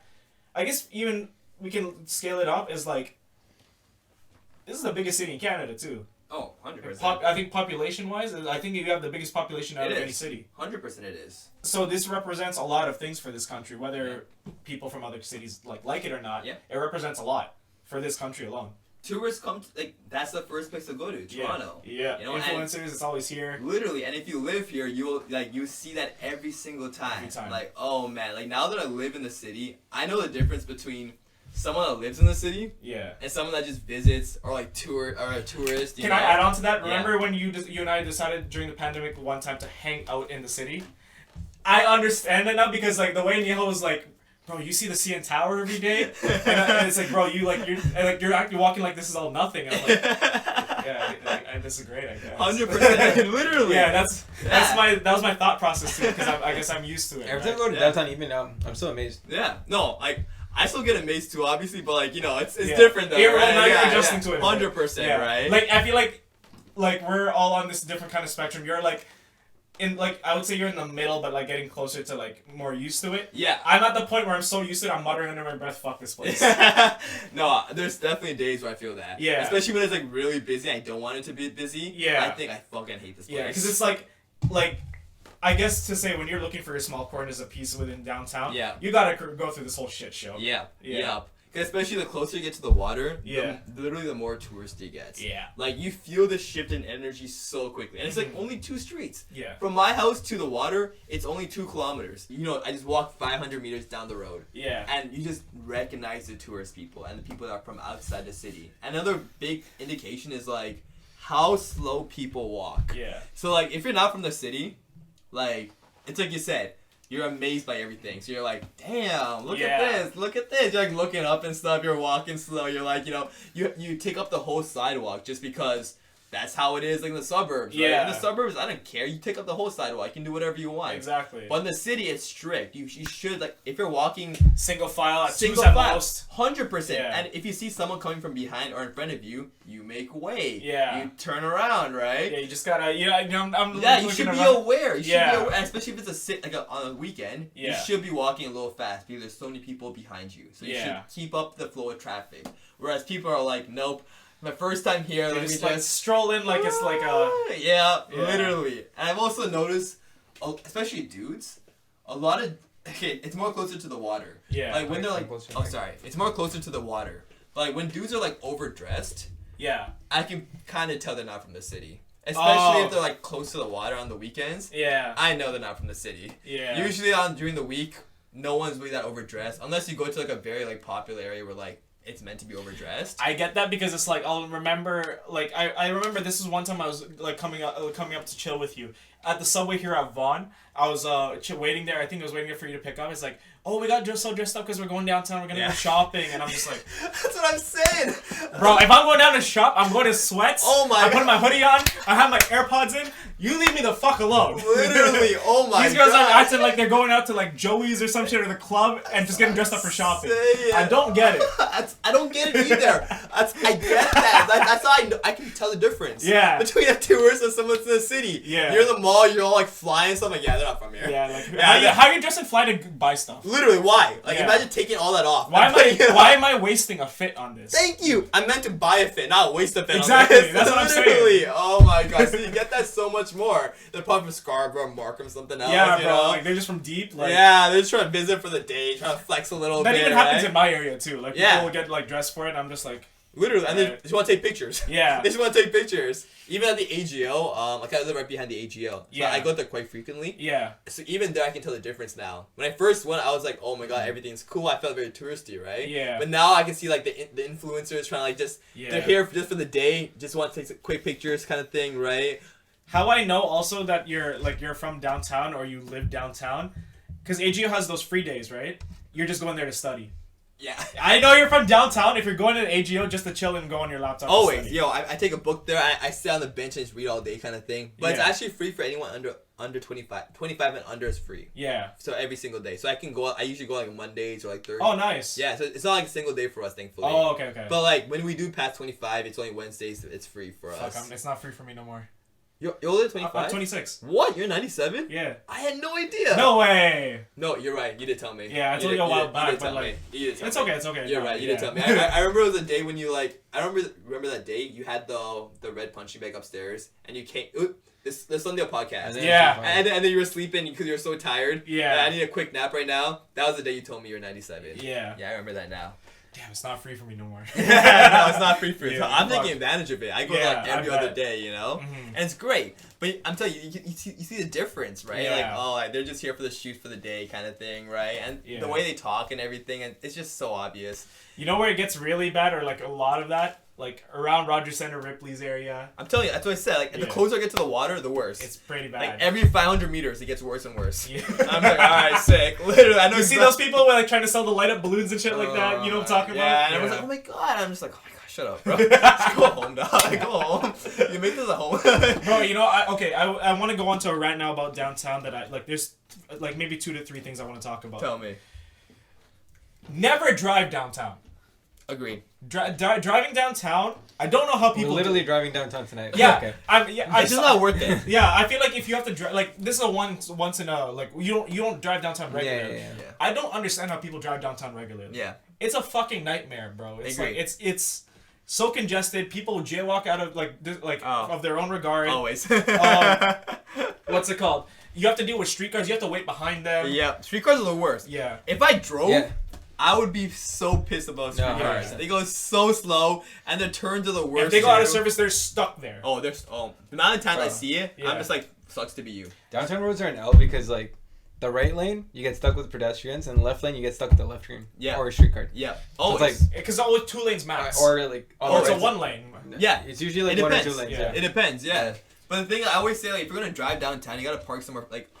Not like core downtown, but just at least like 1 kilometer away. That's the thing, though. Even then, parking downtown's fucking ridiculous. It is. It's fucking ridiculous. That's why they go west or east. Like 1 kilometer west or east. Yeah. And then you gotta walk in. But like, it's still worth it. But at least you save some money on parking and everything. One of the other things my friends hate about driving downtown, one-ways. Yeah, oh yeah, there's so many. One-ways are ridiculous. So one-ways and also, Yeah. Also parking too. So I was downtown the other day and the timer ended at 12 and then I went at 12:15. I got a $30 ticket. That's rough. That's it.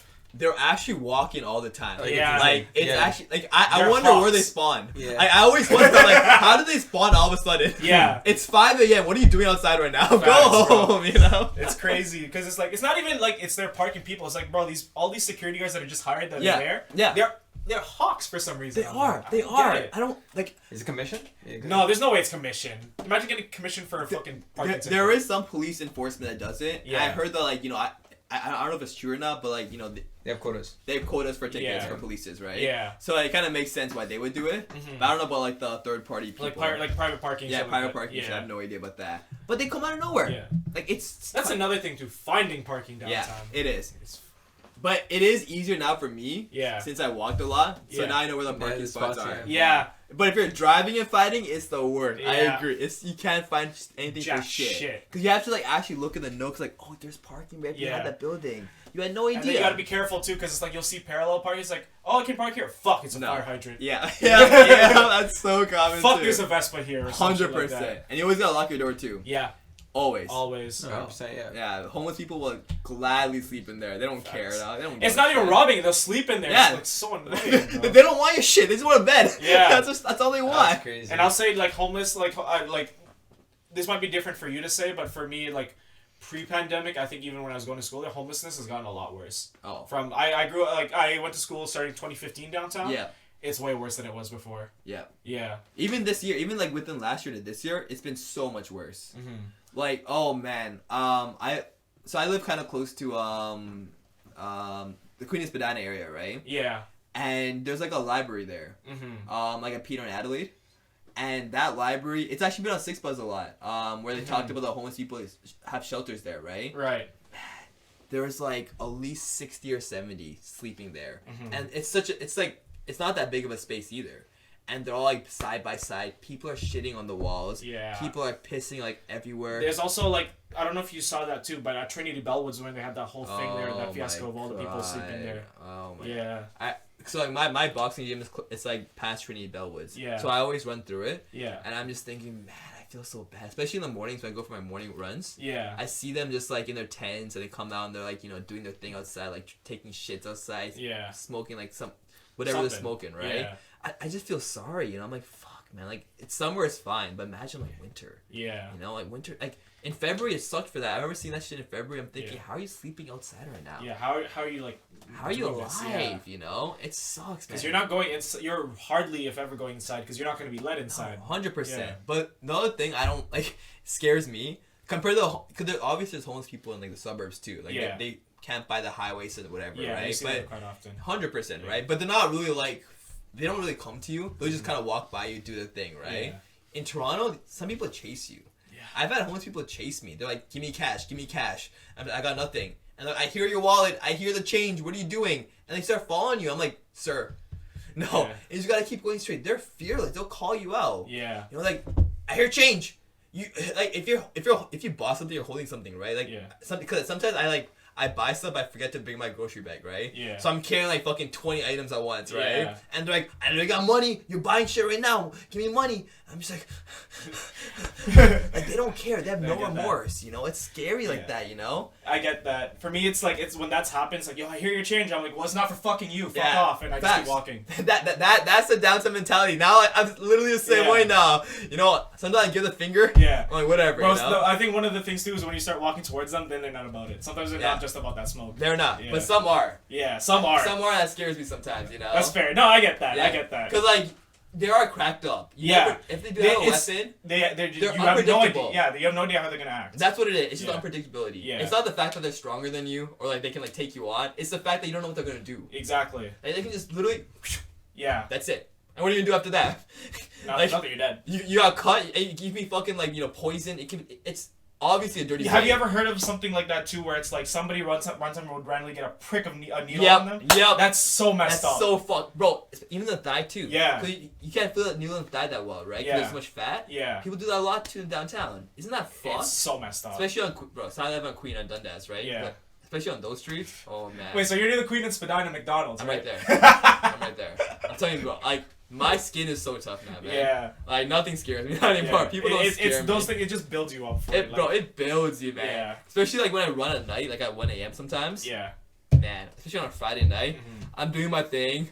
Oh, man, these guys just, like, they come out of nowhere, you know? It's one of those. No, it's, for me, it's like, and I think that's to my detriment too, because I'm a hothead at heart. Yeah, so, same. It's like I wish sometimes I shouldn't even be doing this because it's a threat to my safety. I don't know what can happen to me. I'm not even saying I'm built to fight these people, but it's like in my head sometimes when I get heated enough, I'm like, I wish a motherfucker would. Yeah. And that's a terrible mentality to have for that. It is, bro.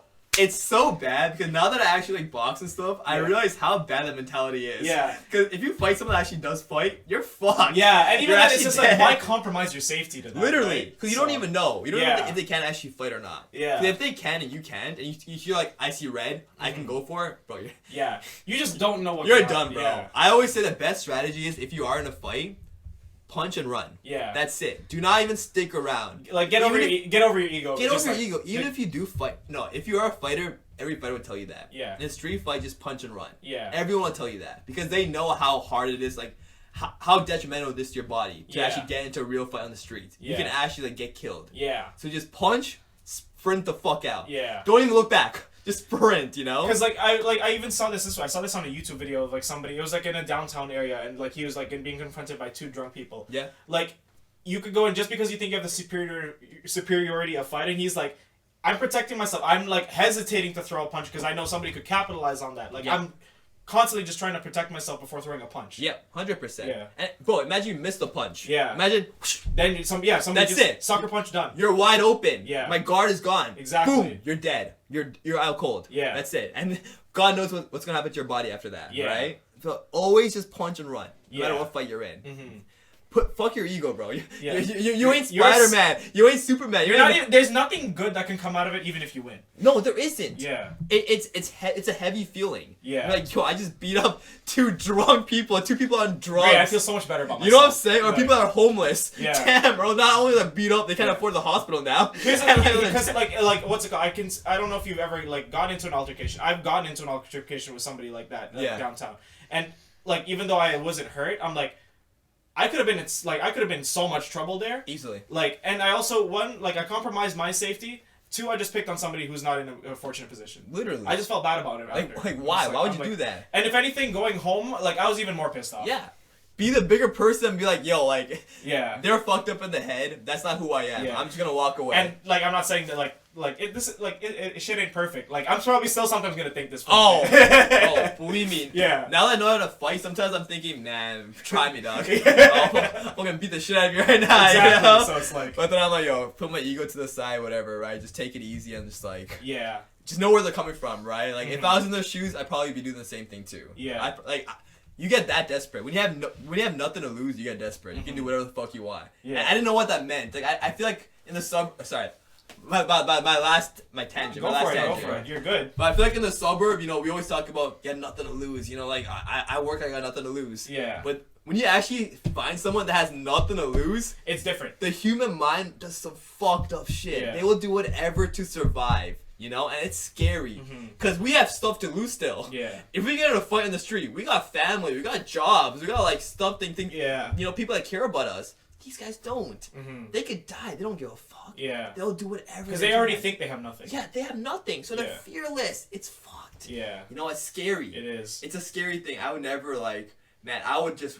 If I had someone with me, I'd probably stand up for them, obviously. Yeah. But alone, my first instinct is just walk away. Yeah. Don't even stare. That's another downtown thing.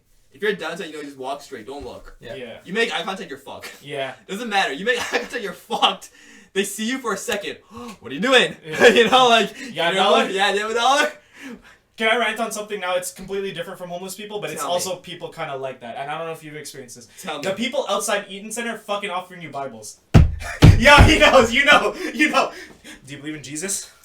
I don't care if I believe in Jesus. Leave me alone, I just want man. to punch them in the fucking face, bro. It's like, yo, like, you're doing a disservice to God by not taking this, man. I'm like, man, leave me alone, man. They are so bad. And they got bad. mics sometimes, too. The ones with the amps, have you seen those? You're walking away, they call you out. You with the red shirt. Why are you walking away from me? I told you Jesus, blah, blah, blah. I'm just like... I'm sorry. Like, you're walking away, it's like, you in the hat, are you a sinner? You look like a sinner. Literally. Or you're walking towards them, they call you out. Yeah. Hey, I always have my hat on too, right? Yeah. You with the beige hat. That ain't me. That ain't me. Yeah, I don't know what you're talking about. Dundas Square is the worst. It's actually just so It's actually the worst thing ever. Yeah. That's what I'm saying, and that's only a kilometer away from me. Yeah. That's how a quick downtown change. You walk a Facts. kilometer, the environment just changes like that, right? It's rough. Like oh man. That's also my strong association because I work like right there too. I know. That's what I'm saying. You and I both kind of know that. Yeah, shit. that spot's the worst. I hate going through I think there. anything within like a block or 2 radius of that, you just don't want to. It's the fucking worst. Yeah. It's actually the worst. Homeless people everywhere. People, the performers. It's the worst, man. It's just the really worst. bad.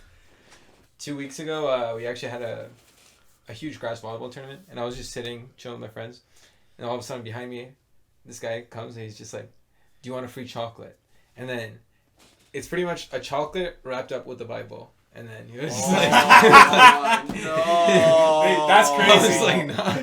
I'll take that away. I would have been like, "There's no way this is happening here too." No, that's so funny. I know, that was crazy, yeah. It was right beside a community center, that's why. So Okay. it's not a huge crowd. And I That got makes that. sense. Yeah, community centers, it makes sense. This guy just like, came you out know, and just scurrying that around. was so like, Oh, it's he tapped my shoulder and I was sitting down and I was like, yeah, it was pretty crazy too. Yeah. They're fearless because they got the power of God with them. Yeah. I bet. So they got nothing to fear. Yeah, exactly.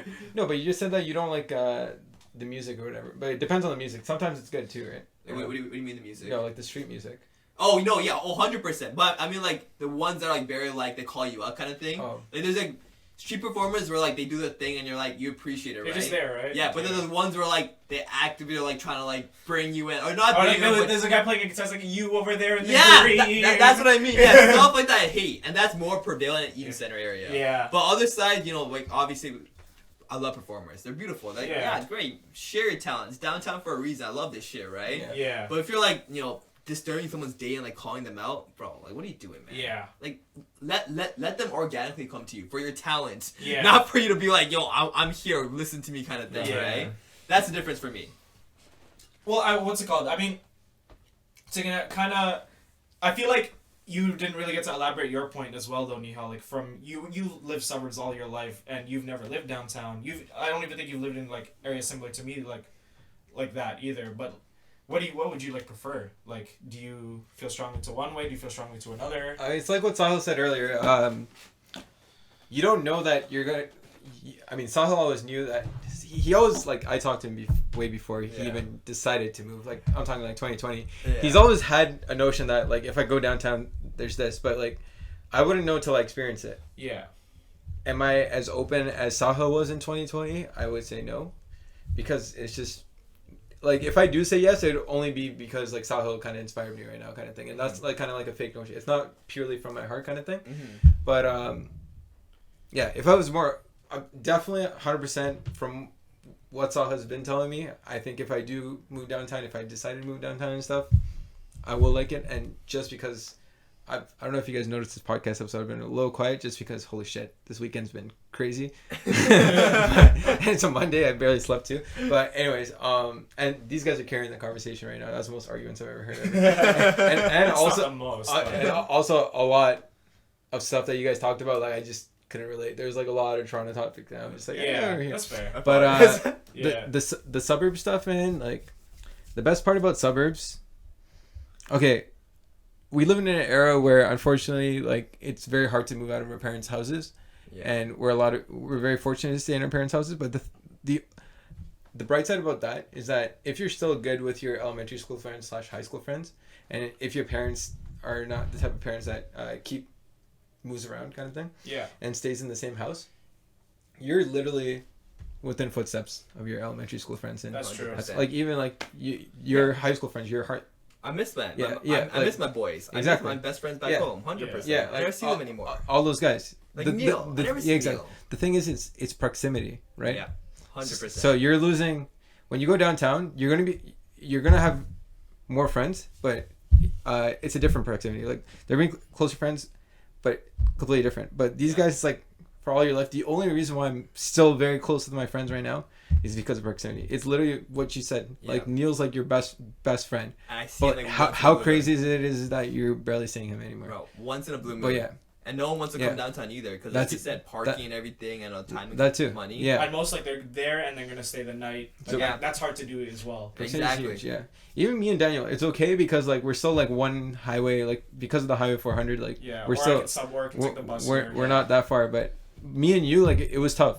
Yeah. Growing up. 100%, yeah. There's no way we see each other. Yeah. It's literally there's no highway connecting our houses. Bro, fuck. My parents ain't driving me there. We have to take back roads. My parents like, hey, no, I ain't driving 50 minutes. And I remember even before you moved downtown, like when you guys were to hang out here, and like what I observed, you'd sometimes just stay the night here. Yeah. Because it's like I don't want to drive home afterwards. It's like so late and stuff. Right? Exactly. It's not easy. Yeah. Right? So right. If I'm making excuses, it would be this one. It's okay, obviously post-pandemic and stuff. Now, the only reason why I would stay in the suburbs is because of what I'm building with York Region Volleyball. Yeah. I was going to say, like, that's actually... I don't even think that's an excuse. No, it's huge, man. I think it's a huge reason for you to stay here. That's the only reason. Because, like, if it wasn't for York Region Volleyball, I would be much more bored. Like, it's literally something that I'm passionate about and I'm obsessed about. I even literally bought a laptop just for it today.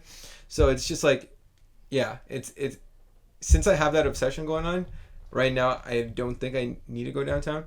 And also, proximity friends. And it's also the huge scary part, which you got over, not knowing anybody downtown, and just starting from scratch again. Whereas right now, the community that I've created in York Region Volleyball, the Malayali community, everything it's already there. Yeah. And it's way too scary for me to start from scratch because I'm at such a point where it's like I feel like it's very big right now. It's also I don't think it's like the fact that it's very, very big. I don't think that's something that you should be afraid to leave. I think it's just something that you want to continue doing. I wouldn't even say it's a part. Like I would say being afraid is a part of it, but it's just that you want to continue growing with these people or being a part of this. Exactly. Community. Yeah. Because I enjoy it. Yeah. 100%. If I was at a point like maybe like I'd probably say 2019 if the pandemic never happened, and you never found YRB? I never found YRB. If I was like I make decent money. Yeah. So like 100% like I'm able to move downtown if I saved the way if I planned the way that Sahil did. Yeah. I'm sure that I'm able to go downtown. That actually might have helped you for where I remember your office was too. Exactly, because I was debating on it at the time. Exactly, because I was one of those people that Daniel was saying earlier. My office is in East York, which is not downtown, but just above downtown. Yeah. Yeah. And it was like an hour 30, hour 40,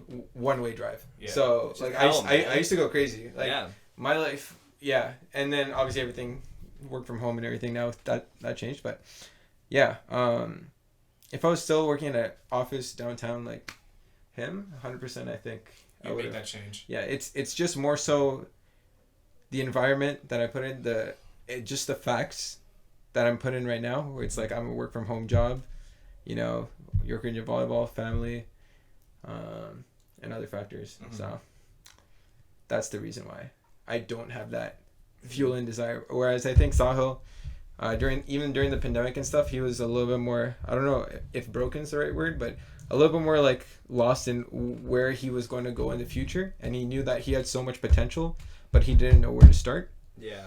And then Toronto was a huge part in igniting that, everything, just 100%. Everything. The fact that you said that, you spoke into exactly what you said is right. The fact that I started from nothing when I moved downtown. You're right. It was overwhelming. Yeah. You're here. You're in Vaughan. You know, my boys were in Brampton. Yeah. No one wants to come see me in Toronto because it's tough, right? So all of a sudden, I had a car to see everyone within seconds if I wanted to. Yeah. Now I'm in a place where, obviously I can go within the city, but outside the city it's really hard for me to get out here, right? Yeah. It takes me an hour and a half to get up here. An hour and a half to go to Brampton to see my boys again. Yeah. Right? It's just not worth it for me. Or not even worth it, but it's just so much more time consuming. Yeah. And it's not that I got my friendship diminished or anything. Mm-hmm. It's just it's not the same anymore where I can always see them. And let's put it this way into a different perspective. No disrespect to your friends, but you are so much more bigger than your friends. In terms of per person, we are so much bigger than our friends. Our friends don't just define us. Yeah. They are a huge part of our lives. I agree. But what we can do in our life, what we can explore and experience, that's really what can help make you and develop you, right? That's exactly it. And, Even within my friend group, I feel like there's a lot of friends who are way too comfortable and just staying within the friend group and not exploring enough. And like, there's so much more to do. Yeah. Like Sahil knows more than anybody in this room right now. Sahil knows that there is so much more than your Brampton friend group. There's so much more. I loved it with my heart. Yeah, with my heart. Amazing. Oh, dude, basement nights, like you know, like they're poker nights, everything amazing. Literally. But at the same time, it's like there's so much more. There's so much different people out in the world. There's so much different opinions, different values. You know, it's just insane, right? But you'll never know that unless you like just go out there. Exactly. Right? Yeah. That's it. But like, if you're always stuck, but like, you're right. It was scary. I was like fucking terrified. I was like, fuck, man. Like first of all, yeah, obviously Neil knows everything, right? So I was like, bro, like when I went to Mac, like. And went to school there and everything, right? I still had Neil with me. Yeah. So like it was still easy because I still like my friend to like talk to other people. We can make friends together. Yeah. But now all of a sudden downtown, I'm like, I really don't have anyone here. Yeah. Like, I'm really starting from scratch, right? Yeah. And it took me at least a good one or 2 months to like really get used to that feeling and be like, all right, there is more to offer in this like city and this world. But I just gotta like.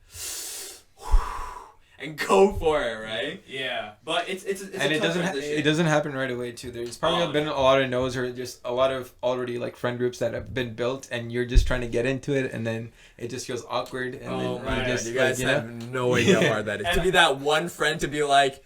That one guy is like, hey, I'm trying to join you guys too, right? The amount of like groups I tried joining that failed or it's still like kind of work here and there. It took a while to really find like the group of friends where I'm like, okay, I can hang out with you guys outside of like whatever, right? Yeah. But it takes a while. It does. It does take a while. And it takes a lot of like, cause like, you probably, my experience with the city is probably different to someone else where like they feel so alone. Because like they left their childhood friends and everything. But like they're not putting themselves out there. Like that's how I felt, bro. I was like crying for so many nights, man. I was like, fuck, man, this shit sucks, you know? Yeah. Like it's Friday night, I have nowhere to go. I'm like, fuck, what do I do tonight? Yeah. Right? I'll just fall out. I'm like, fuck, man, because I'm alone, right? Yeah. But it does take a while. But once you get there, you really appreciate, like, all right, this is what I have to offer. Yeah. And it's like you said, I am more than my friends. I love my boys. I love them to my heart. But I am more than them. There's parts of me I didn't know I liked. Until I actually stepped out. And it takes a lot of, like, it takes a lot to do that, right? Yeah, 100%. It does. It totally does. Yeah, but it was good. Like, I have no regrets. I think I'm going to keep growing here. I'm very excited for it. Well, honestly, I think, what's it called? As we kind of come to a close, there's a few things that I really wanted. Like, there's one thing I do want to point out with you. I think, especially as we come across this podcast and kind of segueing into our the last time we had a guest on, because you two are extroverts, I think you're a lot better built downtown than I am for it. And I think you can tell based on how I talk versus how you guys talk about downtown. To you guys, it's like so much more of a discovery point of view for me. From me, I feel like I'm somebody who I guess I establish a bubble for myself, and when I'm comfortable, I will exit it more. Yeah. But I feel like you guys don't necessarily have a bubble, or if you do, it's a lot larger. That you're like, there's things that you can go to the outer edges and be less comfortable and still be okay with it, and I think that's what helps you guys like. Yeah, but you're not, at the same time, you still need to find, like, even when, I guess I'll, what downtown, just correct me if I'm wrong, but, so, first Sahil had to create 1 or 2 friends that are, like, solid friends, because, like, if you just hang around with, like, random people every day, it's just, you're still gonna feel lonely. Yep. Because you don't build that connection. God, a million percent. You still come home to an empty feeling. Yeah. It's like, 100%. You could spend, like, days with them, but you need that 1 or 2 that are just like a little bit closer. So I didn't really feel like you get to know anybody to an extent that you wanted, right? And no one knew me as well. Yeah. It was just very surface level. It wasn't fulfilling. No, not at all. Yeah. Not at all. 100%. Because like compared to your friends back home, you're like, man, like these guys know everything about me, right? Yeah. I can just do this and they'd be like, yep, that's Sahil. Yeah. I know exactly what he did, right? Yeah, like I'll put it this way to an extent, bro. If I hang out with random people, I bust out a 9/11 joke. Yeah. For example, they'll be like, "Who the fuck is this guy? This guy's weird." I busted around Nihaal. Nihal's just gonna shake his head and laugh. Yeah, literally. It's kind of one of those. But I could shake my head and laugh because I'm Muslim, so. Yeah. So it's fine. That's the takeaway from it. Yeah. So it's fine. Yeah, but I totally get what you mean though. It's like you like. That searching must have been like a really tough process of finding people that you could be around, like especially from a restart. It was tough, man. It's like finding yourself again. It's like, what do I like? And like putting yourself in those kind of situations with like communities that you like as well, right?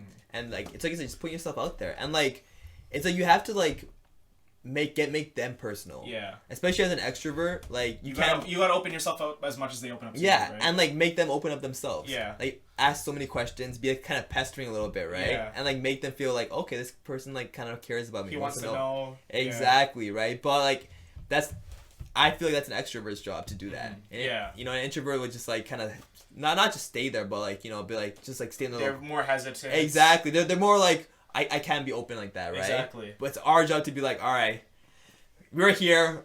Open the gates. Yeah. Let me know what's coming in. Tell me your life. What makes you depressed at night? You know, it's one of those, exactly. right? But it does take a while. One sec. I have to pick up this call. What is important? Okay, go for it. I'll pause it. Hello? Hello? Hey. Hey, where you at? I am at home. We're shooting the podcast. We're almost done. Yeah. Can we just drop off the lectures to your house? Yeah. Can you put on my porch, please? Yeah, for sure. Okay. Where are you guys? We're gonna be there in 2 minutes. Okay. Awesome. Thank you. Alright, cool. No worries. Bye. And we're almost done, right? Yeah. I know I'm talking a lot too. We're actually wrapping up. I know I'm talking a lot too. But yeah, but I'm gonna I think one of my closing statements for this, or like kind of ending off on it, is well, my point to that, I guess, was you guys, and this is a really credit to you guys too, is that as scared as you would be starting fresh in that situation, you guys would still be willing to take that more head on, as I guess in comparison from my understanding, as opposed to me. I'd be way more hesitant. I think I'd actually be way more shut in at the beginning there. It would really take meeting an extrovert to help me open up to that. Mm-hmm. But usually for me, like you know, once I'm comfortable in a situation, I can be as social as whatever. 100%. You definitely 100% you can, man. Yeah. At volleyball, when I used to play with you guys, like you're always talking to everyone there, man. You were so confident. And then like what's it called? I think for me the best example, not to toot my own horn, but like the first time you brought me to one of your parties. Oh yeah, that was crazy. Which one? The winter party. The Christmas one. Oh right. Because No, you two were the first ones there. Yeah, exactly. we were. Yeah. We were. I didn't like know any. I knew a few people. Yeah, but didn't know anyone. Yeah, and I got to know like all of you guys. And you saw straight Malus dancing and stuff. And I'm just like, I guess I gotta just start jamming out too. So fuck Malus. I'm kidding. No, I love Malus. I love Malus, man. That's so funny. Yeah, the more I'm away from home, the more I appreciate Malayalis. You know, you guys are amazing. Yeah, but we. Autumn's coming soon. I know. Join, bro. Reach. September 9th. Huh? September 9th, reach. You come here? It's in Brampton. Let's see. If my parents go, I'll go. If not, I might just... Look, I don't think your parents are invited. But yeah, I don't think it's a different group. It's a different group. Okay, I'm probably not coming then. It's okay. Rip. It's alright. Come as my +1, don't worry. My parents will kill me. You'll see Christina. Oh, nice. Yeah. Yes, sir. Okay, but so we're coming to an end on the podcast. It's been a great discussion with you, Sahil. Thank you. Appreciate it. Thank you. What's it called? I've thoroughly enjoyed like kind of getting to know your understanding of that. What's it called? I've kind of been like even that back and forth. I really did appreciate that. Me too. I actually really like not necessarily getting super heated, but a argument of like a really good like intelligible argument. You know, something that's really understanding. Understand both sides of views. Exactly. Yeah. And that was like really fun for us as well. Like that was fun for me to kind of get to know you more, right? It was so. I had a great time. Yeah, because I feel like before this we hadn't really talked that much. No, yeah, you know, here and there. Whenever we were together, we spoke, but like not exactly. Nothing like this crazy, right? Yeah. This is a good one. This is really fun. I appreciate it. Thank you for having me, both of you guys. I'm so glad you came on. Man, thank you. Thank you so much, guys. For sure. And this time we get to keep the voice and footage because I've been keeping track the whole time. We have the audio. It's been recorded. It's been saved. I noticed you looking like that. Yeah. You're having your own mini panic attack about it. Oh, should I just stop talking now? Yeah. No, you're good. You're good. I'm telling you, the entire timeline of Across the Street podcast that would have happened if that podcast was actually, like, you know, like having a silence. Bro, you broke down that episode too. I was like, if I asked you a question that mentally broke you, I think the one about like growing up or something, like being an only child. Okay, yeah. So let's not dive deep in it right now. Yeah. No. Let's not go to rabbit hole right now. Yeah, but like I just remember that, like especially like that is one of our most viewed videos. That 10-minute segment is one of our most viewed. Because it's because of Sandhya. That's it. Literally. Yeah, that's true. She's very very very pretty. Yeah. You are Sandhya. Yeah. You guys know what we're talking about. You guys watched it. Yeah, exactly. Fucking purrs. Fucking purrs, dog. but don't stop watching. We still love you. Yeah, you better watch this, man. We're 3 attractive men out here. Yeah, we're trying. Yeah, Sahil, take your shirt off. Literally, yeah. It's actually like the most fit I've ever been in my entire life. I know. There you go. Easily. That's what I'm saying. Do it. Stop. You're most cemented in, so. But yeah, guys, thank you so much for tuning in. Let us know what you think. Do you live in the city? Do you live rurally? Do you live in the suburbs? What do you think between me and Sahil's argument? Like, what do you feel more like towards? Tell us what you think it was wrong. We want to hear your experiences with this shit too. So. Hell yeah. Yeah, like what's it called? Do you think you can empathize with Nihaal's perspectives on this as well? Do you think Nihaal should talk more and do more TikToks on our socials? I'm joking, but speaking of our socials, you can follow us at Instagram, YouTube, TikTok. Where else are we on? Listen to us on Spotify. You can listen to us on Amazon Music, iHeartRadio, Apple Podcasts. We're all on that. You can, in terms of our socials, you can follow us at Across the Street Pod. We post reels every now and then. You'll hear some snippets from there. We even have some behind the scenes maybe too. And as we come out and experiment with new formats. You can follow me and Nihaal on our socials down below on YouTube. We'll be in the links to Spotify as well. Sahil, do you want us to plug your social? Yeah, you can put my social too. Yeah, it'll be down below. Give me a follow too if you think I'm cute. Hell yeah. And then once again, shout out your podcast that you are on. Yeah, should I put it in the comments? I'll put in the comments down below, but give them a shout just for it. Yeah, it's Barbership Quick Tech Podcast. Talk about music and top 5 things in general. Yeah, sorry. top 5s. Top 5s. There we go. Sorry. Yeah, but yeah, like what's it called? Stay tuned. We're out every Monday at noon Eastern Standard Time, and yeah, we're trying to come up with new guests, a better season than season 1, and I feel like we've been off to a hot start so far. Oh yeah. Yeah. It's been amazing. That's good. So yeah, until next time, it's been Daniel, it's been Nihaal, it's been Sahil, and we'll see you guys on the next episode. We'll see you guys soon. Peace.